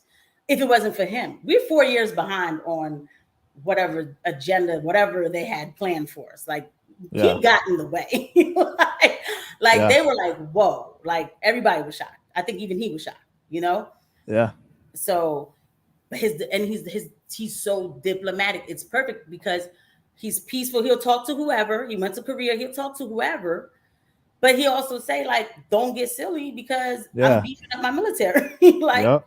Remember what he told Putin? He was like, if you invade Ukraine, he's like, I'm hitting Moscow. I'll turn Moscow into a crater or something like that. Yeah, something like that. That's what, yeah. And I believe he said that. And I also believe he understood why Putin was thinking about invading Ukraine, you know? And yeah, even that discussion, it's like, damn, like if you go back a few years back and it's like, oh, because we did something. Okay. That's, you know? And to just, and even with like this point about Trump, like Somalia, Biden just, well, you know, whoever, they just bombed Somalia last year. Why are we bombing Somalia? Okay. So there are representatives from Somalia who said the only time we had peace in our country was the 4 years that Donald Trump was president. Wow. Because he wasn't just sending bombs everywhere, you know, like he wasn't, he's not a neocon, so that's why they want to get rid of him. Yep. But these DeSantis people, they're like, oh, DeSantis all the way. I'm like, I'm not hearing about his foreign policy, y'all. I need to hear about he's also like, have you seen like the deep fakes that he's making of Trump? I heard, yeah, like that's just so lame, man. He's just, did you see? He's trying to be Trump. That's the thing. He saw the blueprint. He was like, look, this is what Trump did. And it's just not him. It's just not him. It's not. And that's another reason why I wish he didn't step outside of Florida, because I'm looking at him weird now. Like, I'm like, oh, this guy's a little like corny. Like, what's going on? You know? Yeah. Did you see Crowder? I don't know if you watched Crowder's show. I catch clips of it, right? Yeah, sometimes. It's hard to watch everybody. It is hard to watch everybody. No, for real. But he was talking about DeSantis' message. Like, DeSantis went to he went to San Francisco, which was a good own, right? He trolled San Francisco, and he was like, you know, basically saying it was a mess and everything. Like, things like this can't be happening because there was people on the ground, all types of stuff. But when he says, I wish I could find this clip. When he says it, he's like it's terrible here. There's riffraff everywhere, like, and I'm like, riff. Right? like, and it's like, and everybody's defecating everywhere. It's hard. Like, so Crowder's like, he's like, I like the guy. He just doesn't have it. He's like, if it was Trump down there, he would be like, you know, this is horrible. When I was president, this wouldn't happen. Like, he said something. I was like, it was something else. He said something braggadocious, like, you know, and they would vote for me bigly. Like, it's just something braggadocious and trolling, you know? Yeah. So I'm looking at this hand, it's like, oh, like, and then he took back his words. For me, he's done, because he took a position on Ukraine, which made sense of like, you know, we don't need to be getting involved in there, that's what he told Tucker Carlson. But when he went on Piers Morgan and Piers Morgan was like, you sure you should have said that? Oh my God. He sat there and took everything back. Well, no, I didn't mean it that way. And you know, I know Putin is a horrible man. And I said, like, no. I was like, so he's gonna do whatever they tell him to do when it comes to foreign affairs, and that's what matters when it comes to the presidency. It does. Yeah, it does. That's why I know that he, you know, like I think it was Jeremy that said in the chat earlier about RFK with the, you know, he doesn't support 2A, and you know he's pro-abortion or pro-choice, whatever they like to say. But I think if it comes down to it, and this is a dream, but if it was RFK versus Trump, I wouldn't really care that much who wins.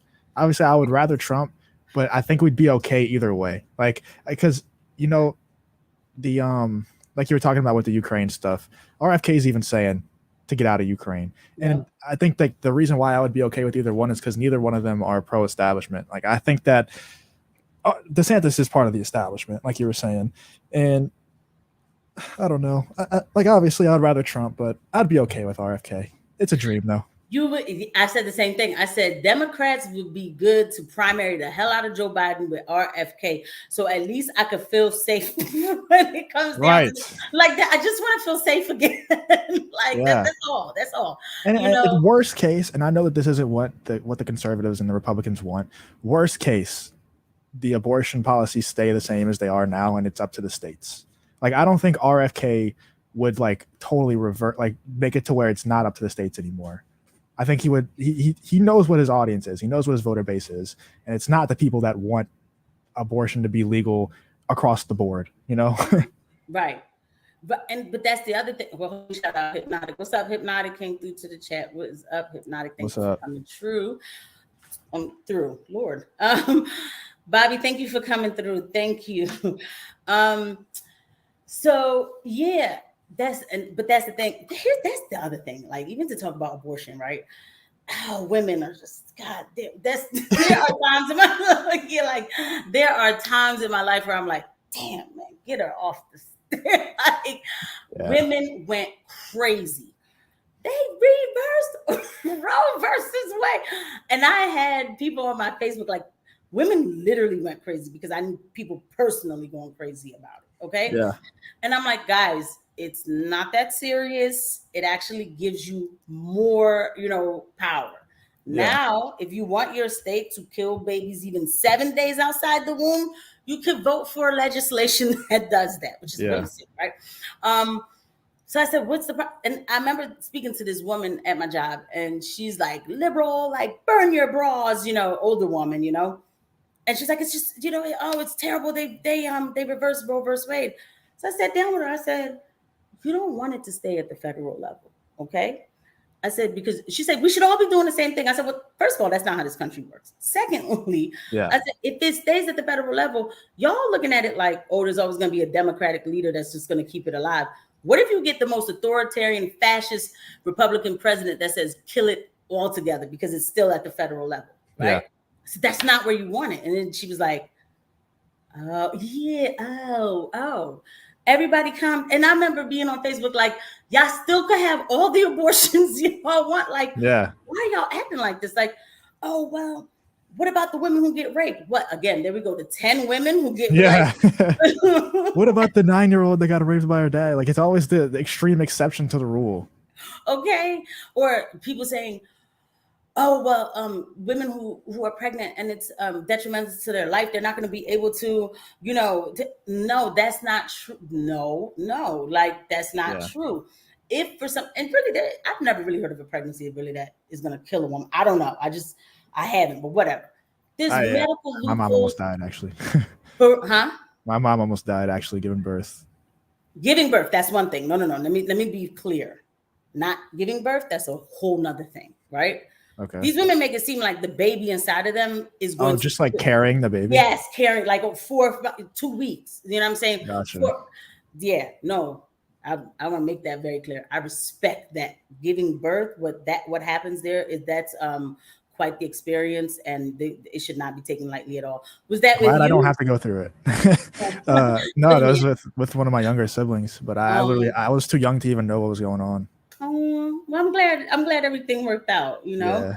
Yeah, that's no joke. But these women will say, this pregnancy, I'm gonna die because I'm uncomfortable. Like, come on, man. Like, that's not the same thing, And then I said it too. I was like, come on, I know women who've had like 15. Yeah. Like, let us not act like I think that it kind of before, like, let's say that okay, I don't know how to word this, but I feel like what recently happened was kind of leveled the playing field a bit between men and women, because I think in the states where it's totally illegal, pretty much now it gives men the choice. Like, do you want to get somebody pregnant in a state where it's totally illegal, or do you want to get somebody pregnant in a state that's pro-choice? Because before it was like you had no say. Like, we had absolutely no, like, we couldn't. Yeah, I mean, it's just I've heard the horror stories of like getting somebody pregnant and they're just like, yeah, I'm killing this baby, and there's nothing you can do about it. And it's like there's literally just nothing you can do about it. So now the playing field is leveled a little bit. Yes, and that's something to think about too. And that's the other thing. When they say, like, even look what you said, do you want to get a woman pregnant in a pro-life state? People are going to think now. I'm like, for real, and I'm not saying to ban it.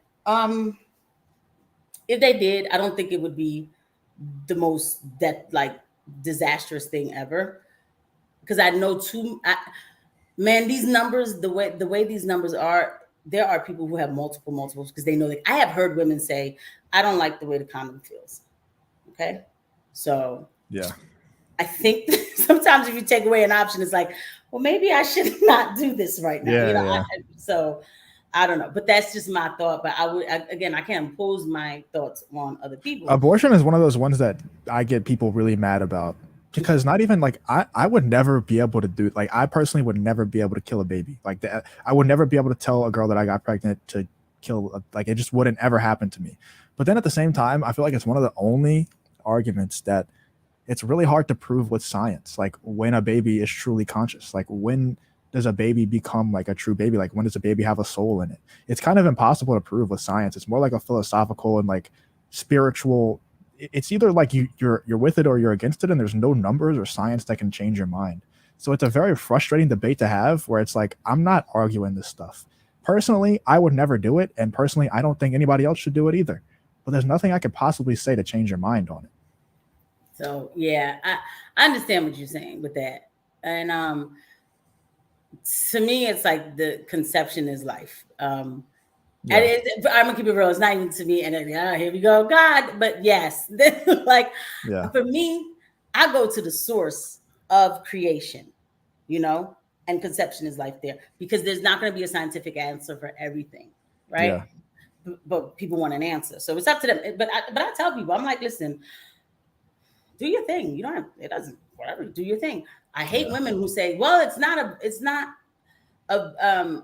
alive. Like, now we're not talking about the first 2 weeks. They're talking about like 3-4 months pregnant. Like, well, it's not a baby, but it's a fetus. I'm like, oh, whoa, you guys are creepy. What is it? An alien? Is it a demon grown? That thing is just growing inside of you. Like, what? You're like, no, that's a baby, But, and there's people who want to do that at like 8 months, and like, come on, man. That's just like, of course, you give people an inch and it goes, that's what's been happening. That's what's happened. That, and like, some people get mad when they hear, I've heard gay people say this, even with gay marriage. Yes. I've had homosexuals say like, they didn't have to call it marriage. Because it was inch, and then here we are today. So it's just a lot of that. But the point is, again, like, and again, these conservatives are like, they don't get it. Like, oh, well, DeSantis is pro-life, and that's why the president doesn't have anything to do with that. Like, stop being an emotional leftist, like, because y'all want DeSantis so bad. I've been on a DeSantis space. I had to check them. I did. Now the guy's not gonna say that I checked them. I had to. I gotta get in these spaces, dude. I'm not in Twitter spaces like that. I just go on. I'd be like, let me Can you use the computer audio, or does it have to be on a phone? It has to be on the phone. The stupid phone. My phone always gets hot because I guess there's so many people on. I don't know, but I've been on some pretty like loud, like this one that I go to, like it's called Open Mic or whatever they're talking about, but it's like with Jam and Khaleesi or whatever. And it's pretty big, and like they know, I'm like, they know me, but like they let me talk. I like when people let me talk. I'll go to one that has 5 people. I've been to like plenty of them, like, because if they're talking about something interesting, I'm like, ooh, I want to listen. I want to talk. Now I went to Mario Nafal's Twitter space, and then I requested a mic, but I knew I was getting them. I saw some stuff about him today that wasn't too good. But what did they say? What was it? Something about him being a Fed or something. Well, listen. Let me look it up. I don't believe that he's a Fed. Now I understand. I don't know who he is or who he might be, but let me just say this: with that Russian fake coup thing, he was on, like, that space was on all night long because I kept going back. Yeah, I saw that one. But yeah. Like, and that space was hilarious because they were arguing, but not like in an obnoxious way, but it was just still funny to listen to all these different positions and all that stuff.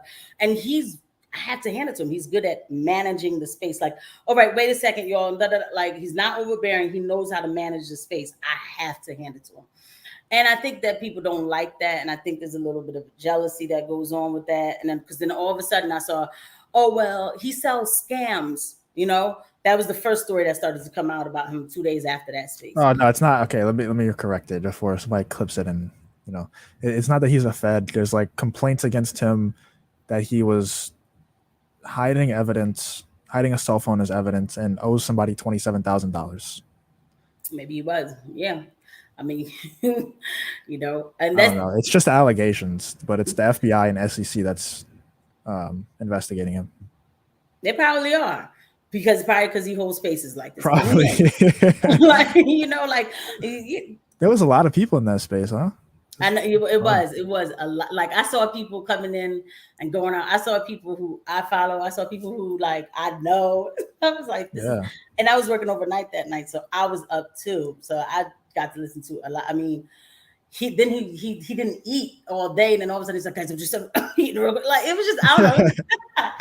And then you can hear him chewing. I'm like, it's funny. Some of it was funny because then you had one person like, they're going to take over Moscow. They're going to take over Moscow. And then the other people like, are you stupid, man? Like, what are you talking about?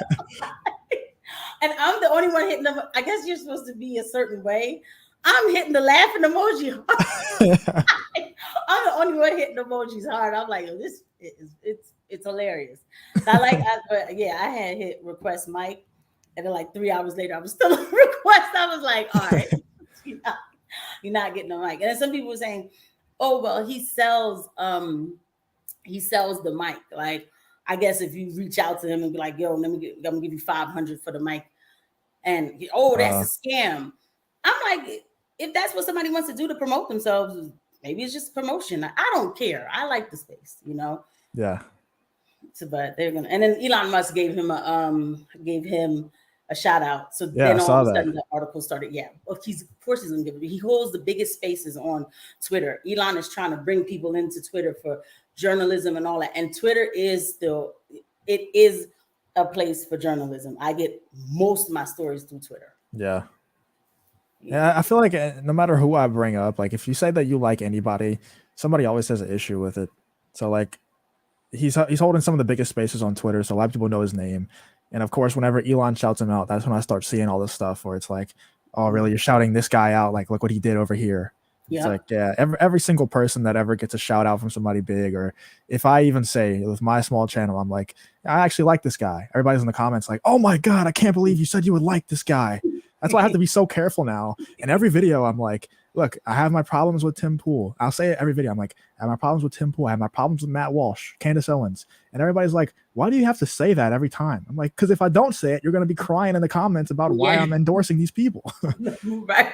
Like lose. I know it really, somebody always does have something to say. I'm just like, look, but yeah. People always, it is funny. Like, I don't know. People are funny like that. Like, I mean, because you definitely can't appease everybody, right?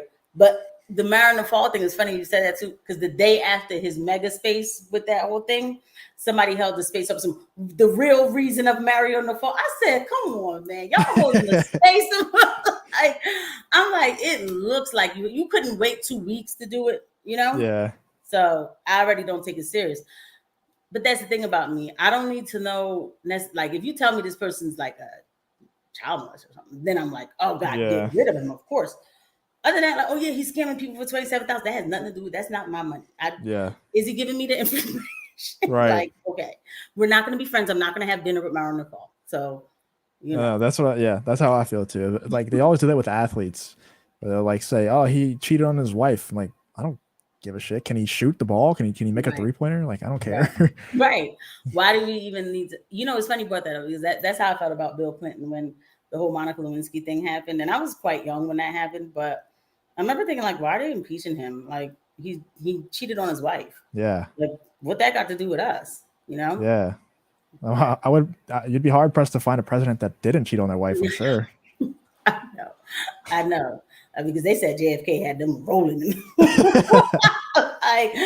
was just a revolving door, like it was moved into the back. Like, I don't know. That's a shame to think about that.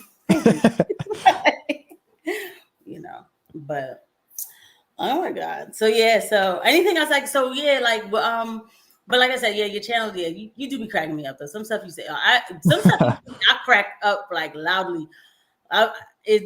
Because you say some really dry, funny stuff though. And, yeah. And Matt, I have like a really sarcastic sense of humor. you, Matt, and Yeti together, I love it because y'all both roasting. But he's such a champ. He takes it like y'all don't disrespect him, but Yeah. and sometimes he sets himself up for The thing is, like, I wouldn't be like that with him unless, like, we talk all the time, like every day, all day. We're always talking in a group chat, so it's not like we don't talk and then I'm randomly just on stream just roasting him. Like, no. No, yeah, Yeti knows we love him. Yeah, no, I could tell. No, y'all don't ever take it out of bounds or anything like that. But it's just funny. And then Matt is so funny and chill, but like serious, but not serious. I don't know how to explain No, it. he'll just randomly like say like some of the funniest shit you ever heard, and you don't expect it at all. Yeah. So I definitely like the connections I've made on this journey. That's one thing I will say about 2020. Like after, the change or whatever you want to call it, I'm always grateful. I'm glad I'm on this journey. If somebody would have told me 10 years ago or even 7 years ago, like you're going to be on YouTube doing lives and you're going to be talking about, I'd be like, you crazy as hell. I'm going to make my money and go shopping and, stuff like that. Yeah. But I'm glad that some of it, you take the good with the bad, right? Like something happened in this world and some people still are very scared, and that's a shame. But for me, the thing is happening, it's happening.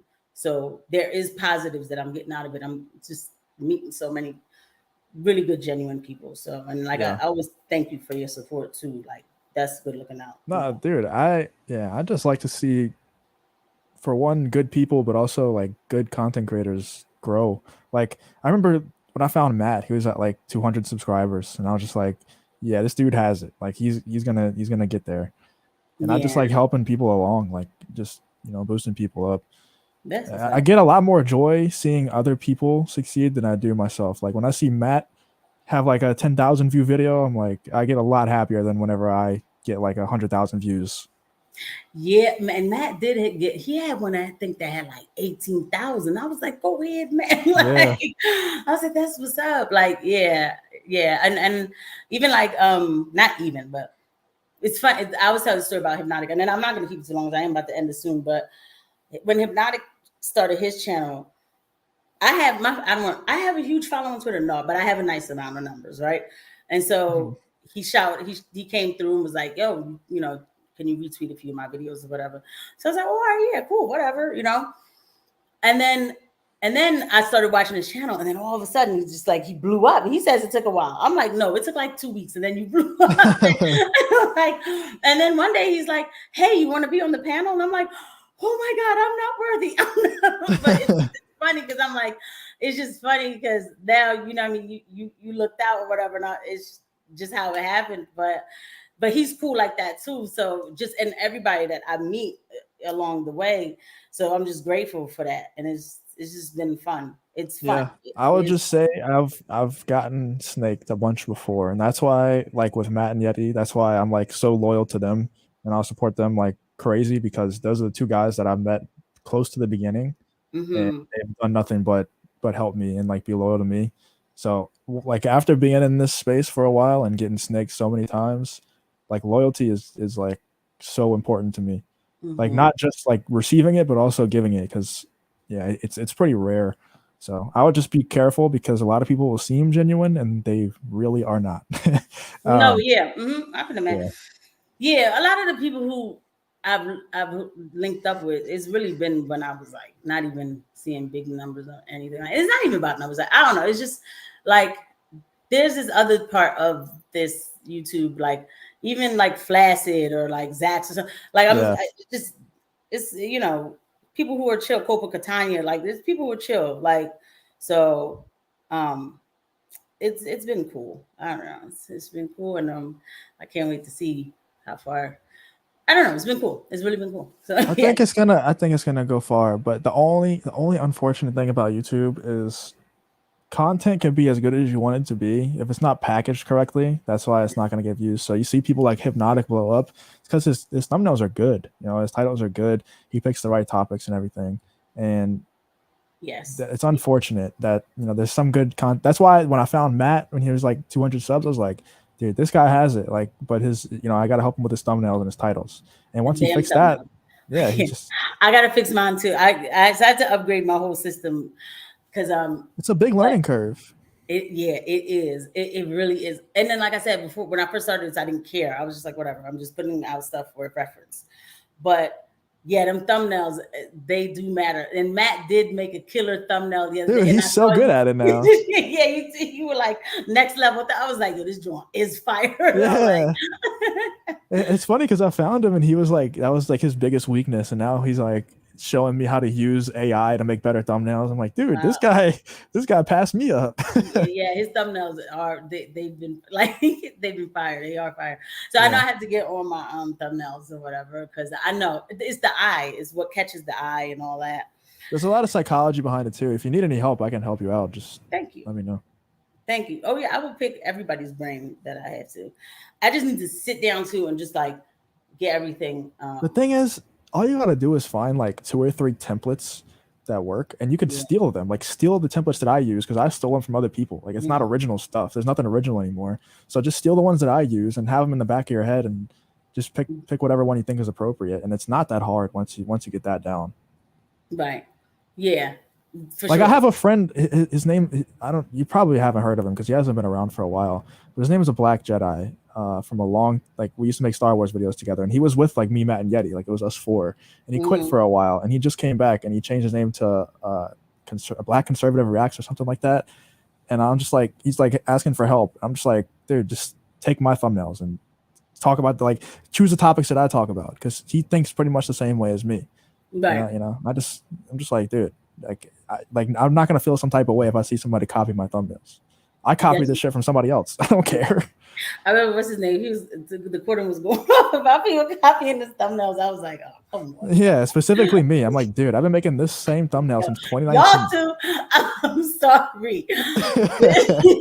I was living for that drama, but then he blocked. I was like, that's him and Sydney both blocked me at the same time. She was. I made a video about her, but I didn't get a chance to edit it, and I just moved on. Does that happen to you? Like, oh yeah. It's for me. It's not even like I didn't get a chance. It's like I'll record a video. I'm just like, damn, that video sucked. I'm not gonna post that. Right. It happens all the time, and I'll have days where I'm just like, I'll record 3 videos, and I'm just like, these all suck. Like, but I'll post a couple of them anyway. And what's funny is those will end up getting the most views. Right. Like, yeah, and that's funny because I used to think they'd be like, Tupac has all these songs after he died. And I'm like, how does he have?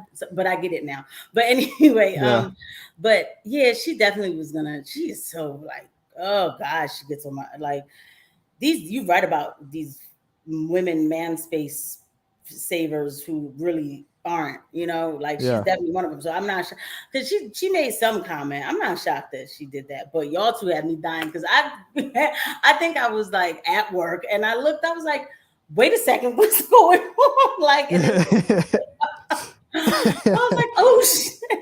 And I was about to document it. I said, you know what, I'm not gonna just leave it alone. No, it gets exhausting trying to screenshot all this guy's tweets before he deletes them, man. I'm just like, you know what? Whatever he deletes is gone. I'm not screenshotting this stuff anymore.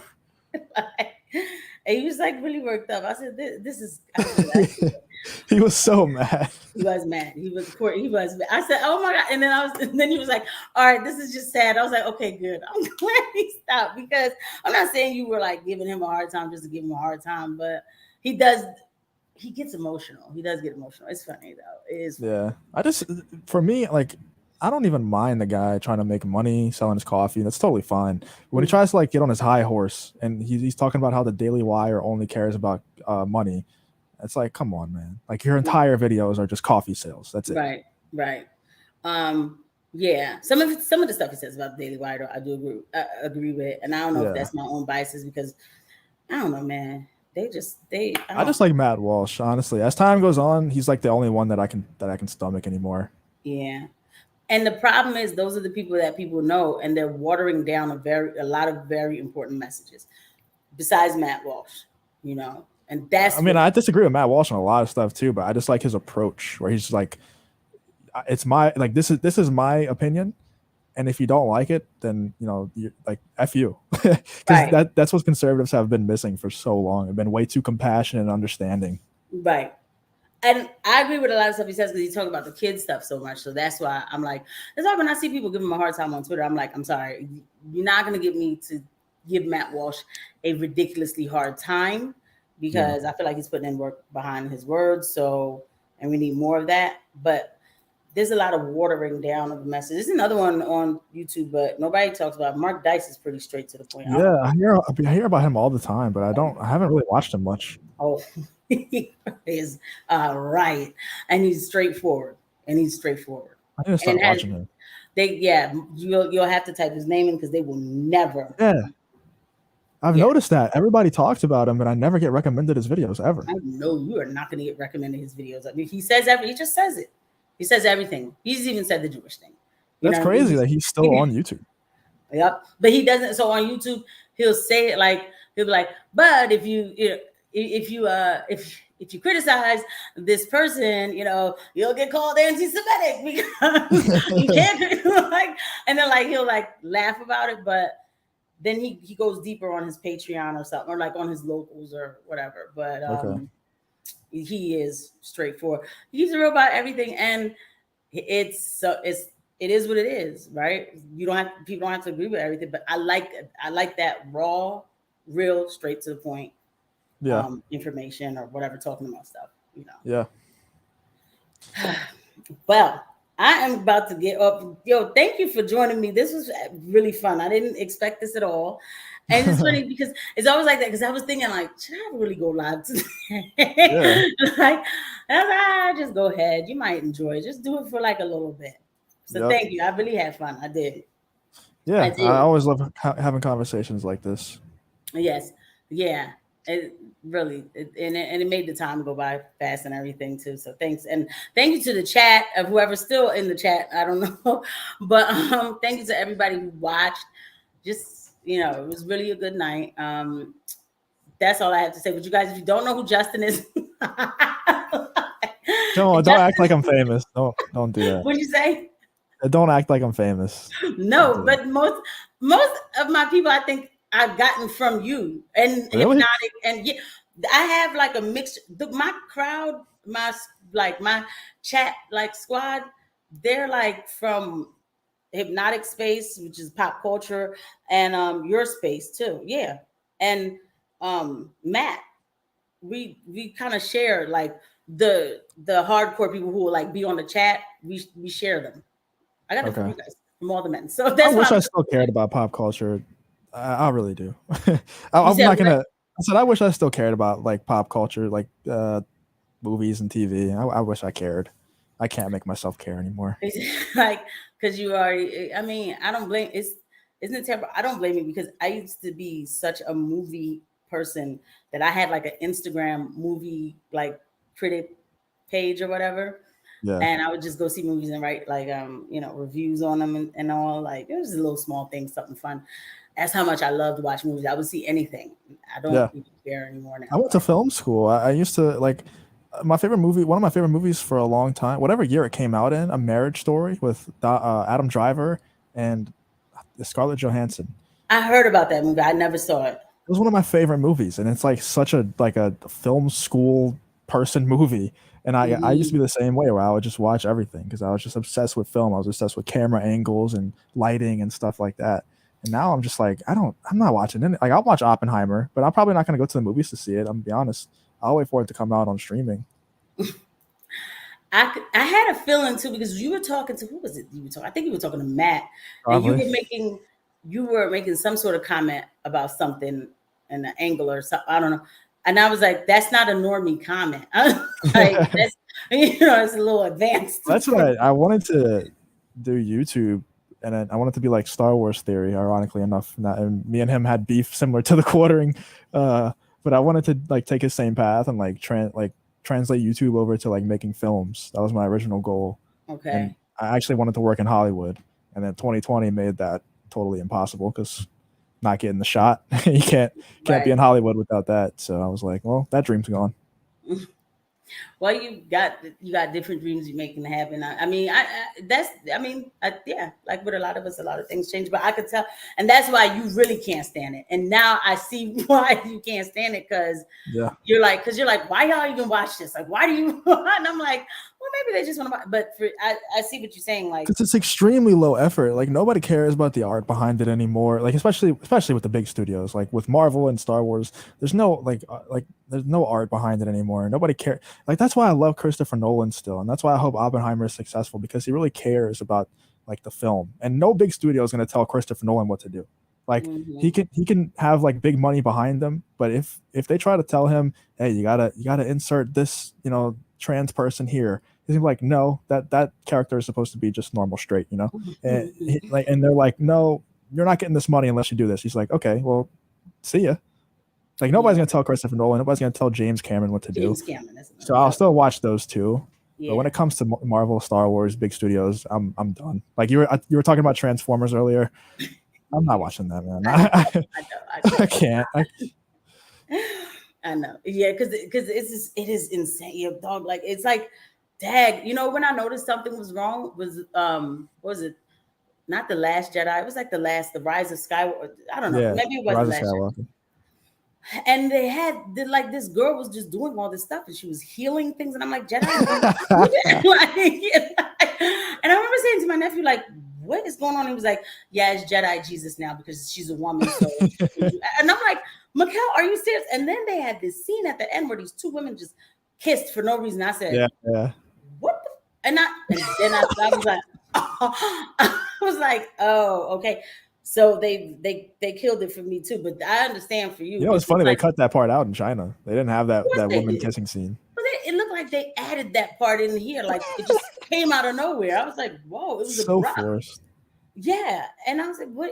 I said, what is this about? And then just everything with that movie, like the whole thing. Me and my brother couldn't wait for Luke Skywalker to kick ass. Yeah, did not happen. And we were like, oh. What Star Wars movie I actually do I really love is Rogue One. That's the only one that I love from the Disney. Yeah, that's really good. That's a really good movie. Yeah, I never watched it. My Star Wars. I'm a prequel girl, so I like me too. Well, not a girl, but But I think like with those studios now, with Lucasfilm and Marvel, it's more like the reason why Rogue One was good is because nobody thought it was going to be. So they like flew under the radar. They were like, we're not gonna have too much input on Rogue One because we're worried about the Rise of Skywalker. So it kind of like was just they were left to do their own thing, and it accidentally was good. It's the same thing with movies like Joker, like that come from DC. Like nobody thought Joker was going to be good. It was like $100,000 budget or something, super low. So they were just like, all right, go do your own thing. If we make money, it's a plus. And they made $1 billion. Yeah. And I knew it was going to be good. I don't know about numbers and all that, but like budgets. But once I heard the concept of that movie, I was like, oh, it's like I had to see it. And I was like, in that movie, I was like, I don't want to see Batman. Don't bring Batman onto this. Make it this right here. And they did exactly what I wanted them to do. And that movie's so good. That movie's so good, it hurts my stomach to watch it. Yeah. I know exactly what you mean. Yes, like a man cannot catch a break. Like it was gut wrenching, some of the stuff that was happening. Dude, it's very uncomfortable to watch in the theater too. I watched it twice, and I've always said, like the film nerd side of me would always be like, a good movie is like a movie that makes you feel something. So whatever that is, I don't like feeling scared. I don't like horror movies. But if a movie does make you scared, that means that they did their job. They did a good job. Movie makes you happy. They did their job. Sad. And Joker did such a good job of making you feel so many different things. Like it makes you feel uncomfortable. There's like really gory scenes. There's really sad scenes. It was a great movie.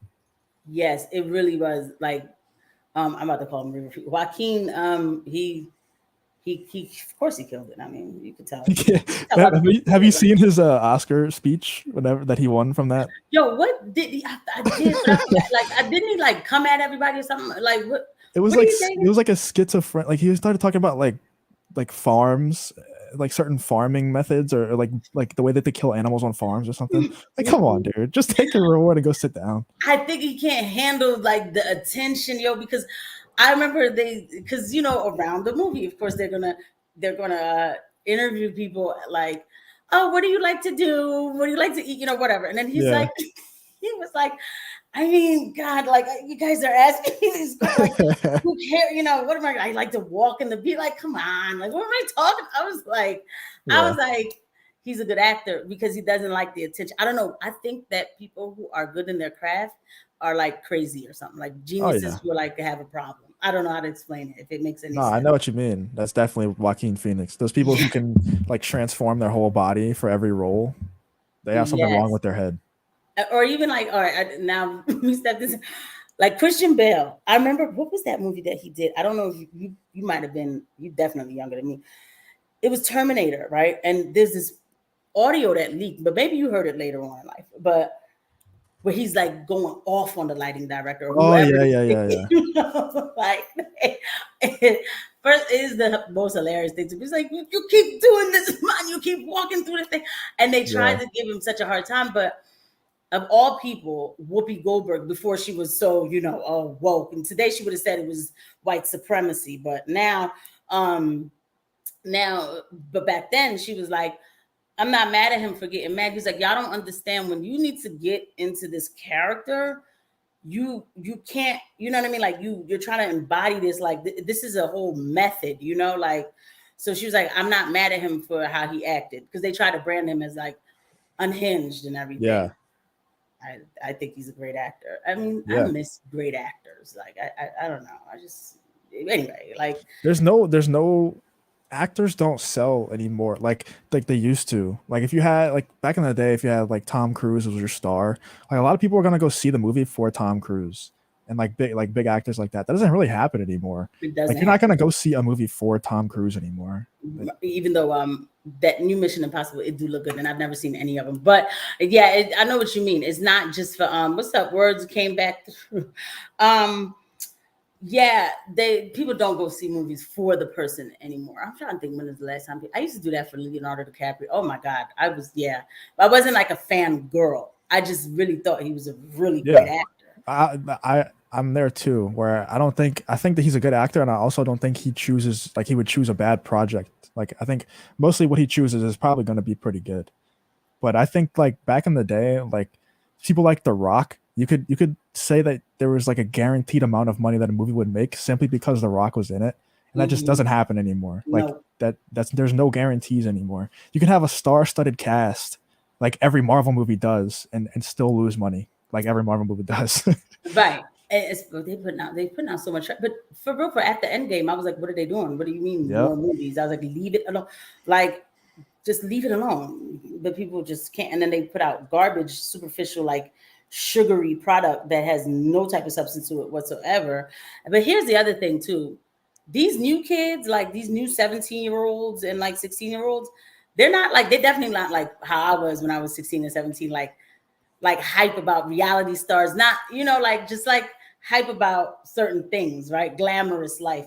They're so, I don't know. I don't even know if it's a good thing.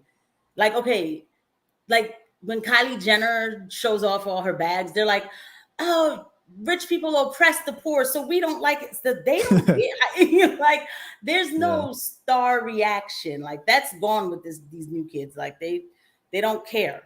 They just don't care. And who would be really going to movies? It's like younger people, right? But they don't care. So, and then while those kids don't care, these movies alienate their base audience, like Bud Light did. So with their base, so, and they also, I don't understand why the movie industry is like going the opposite direction from every other industry. Like every other industry is going like short form, like TikTok length stuff, and every movie is over 3 hours now.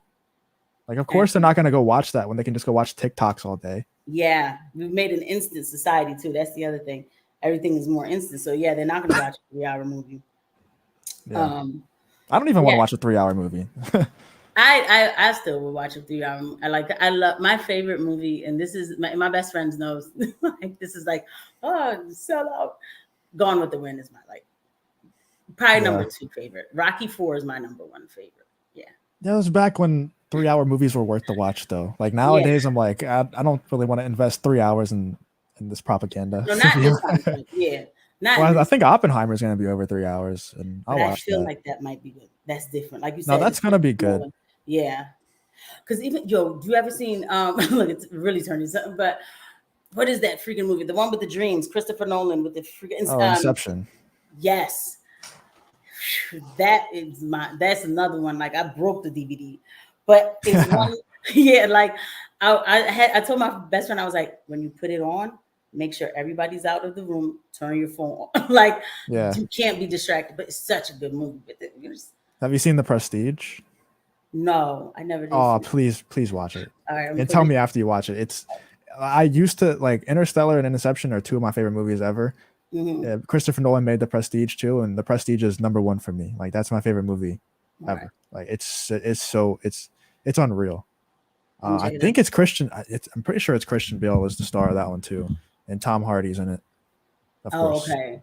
He likes to use the same people, like because the guy from Oppenheimer, he was the Riddler in Kristen Nolan's Batman, and then Chris Nolan's. I'm saying Christian. Chris Nolan's Batman, and he was the guy in Inception too. He was also in Inception.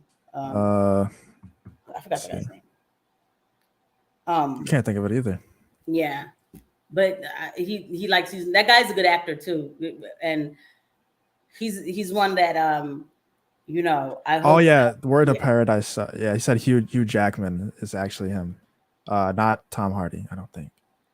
Oh, okay. Yeah. Yeah, that guy though that he uses for Oppenheimer, he just acts. You don't know anything about him. We don't even know his name, but he's a good actor, and that's good. I don't want to know anything else about you. I don't want to know. I don't care anymore. Back in the day, I did used to like, oh, what's their favorite food? I don't like none of that no more. I don't want to hear it. Y'all went too crazy in 2016. I lost a lot of respect for people. Robert De Niro, all this. What were y'all thinking? Like, it was just too much. Like, Cillian Murphy. That's what he said his name is. Yeah, he uses it on a lot of stuff. He was the Riddler.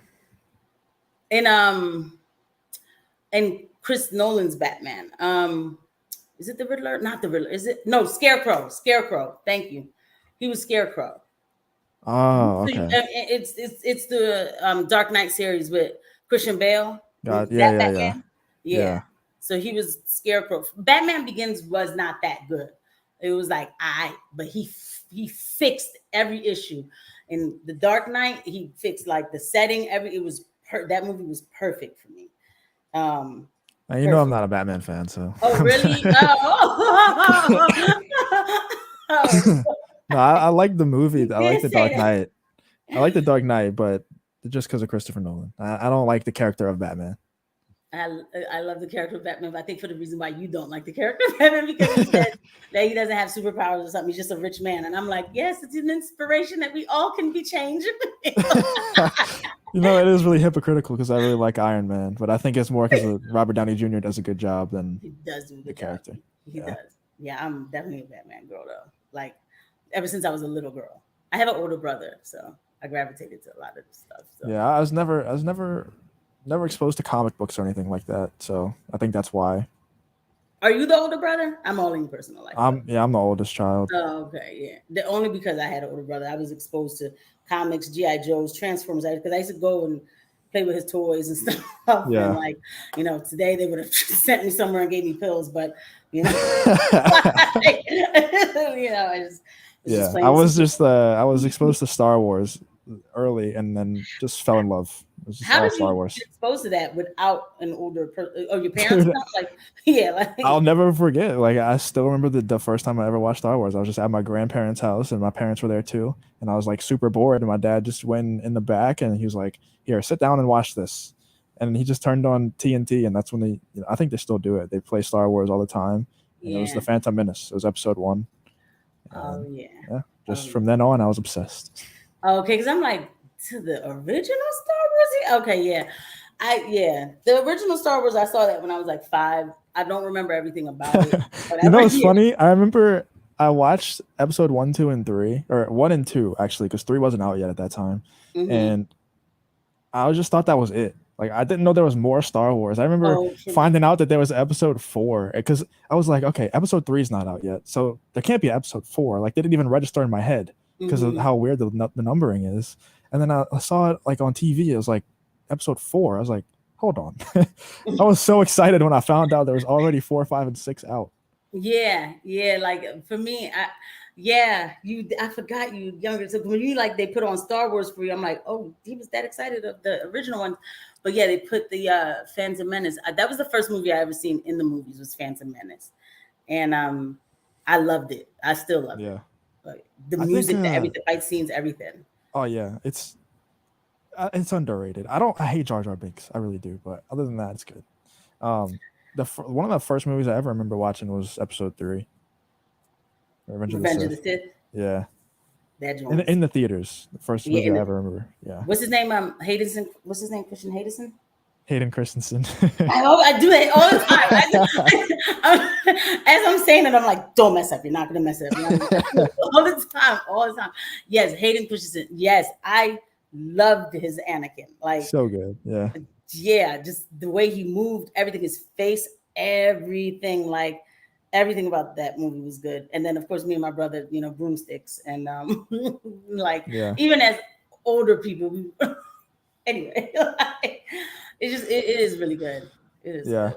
I'm so glad that nowadays, even though Star Wars sucks, at least whenever Hayden goes to like Comic-Con and Star Wars Celebration and stuff, everybody cheers for him. Because back in the day, he got absolutely crapped on for those movies. Why did he get what happened? Like what did he do? People say wrong? It was just bad acting, but it really wasn't bad acting. Like it's because of how he inflects his voice, where it's like, sorry, master. Like it is kind of strange. But if you compare it to Darth Vader from the original trilogy, he sounds exactly like Darth Vader. Like that's exactly how Darth Vader would speak. Right. I didn't have any issues, but I didn't know they were roasting him like that. Yeah, I didn't have any issues. They roasted everybody. They bullied everybody into going almost insane. Ahmed Best, who played Jar Jar Binks, was like in hiding for the longest time. He finally came back. They actually put him in The Mandalorian, which was kind of cool. But the show sucks now. Yeah. And then the little kid that plays Anakin in Episode 1 is like a drug addict. Like in and out of jail. Yeah. Sad, dude. It's sad what the people did. Dang. Here, I thought they were gatekeeping hard. No, I thought it was amazing. I loved all of them, but I do gotta get out of here though. It's getting late. I don't want to leave, but it's just getting late. I know because like we keep like, all right, this is it. But then such and such because it's just so much. We definitely have to do this again, like for sure. Because obviously, like there's so much to talk about, and I'm sure.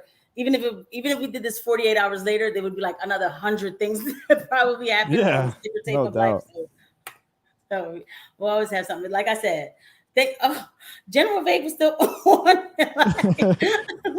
Because I'm sure people are sleeping. At one point, it was like 2 people. I'm like, yeah, I mean, it is late. Like, yeah. But thank you for real for coming through. Thank you everybody for chilling with us and everything. I'm gonna go ahead and I'm gonna hit end broadcast. I'll see you guys at the next one. Bye. Later. But don't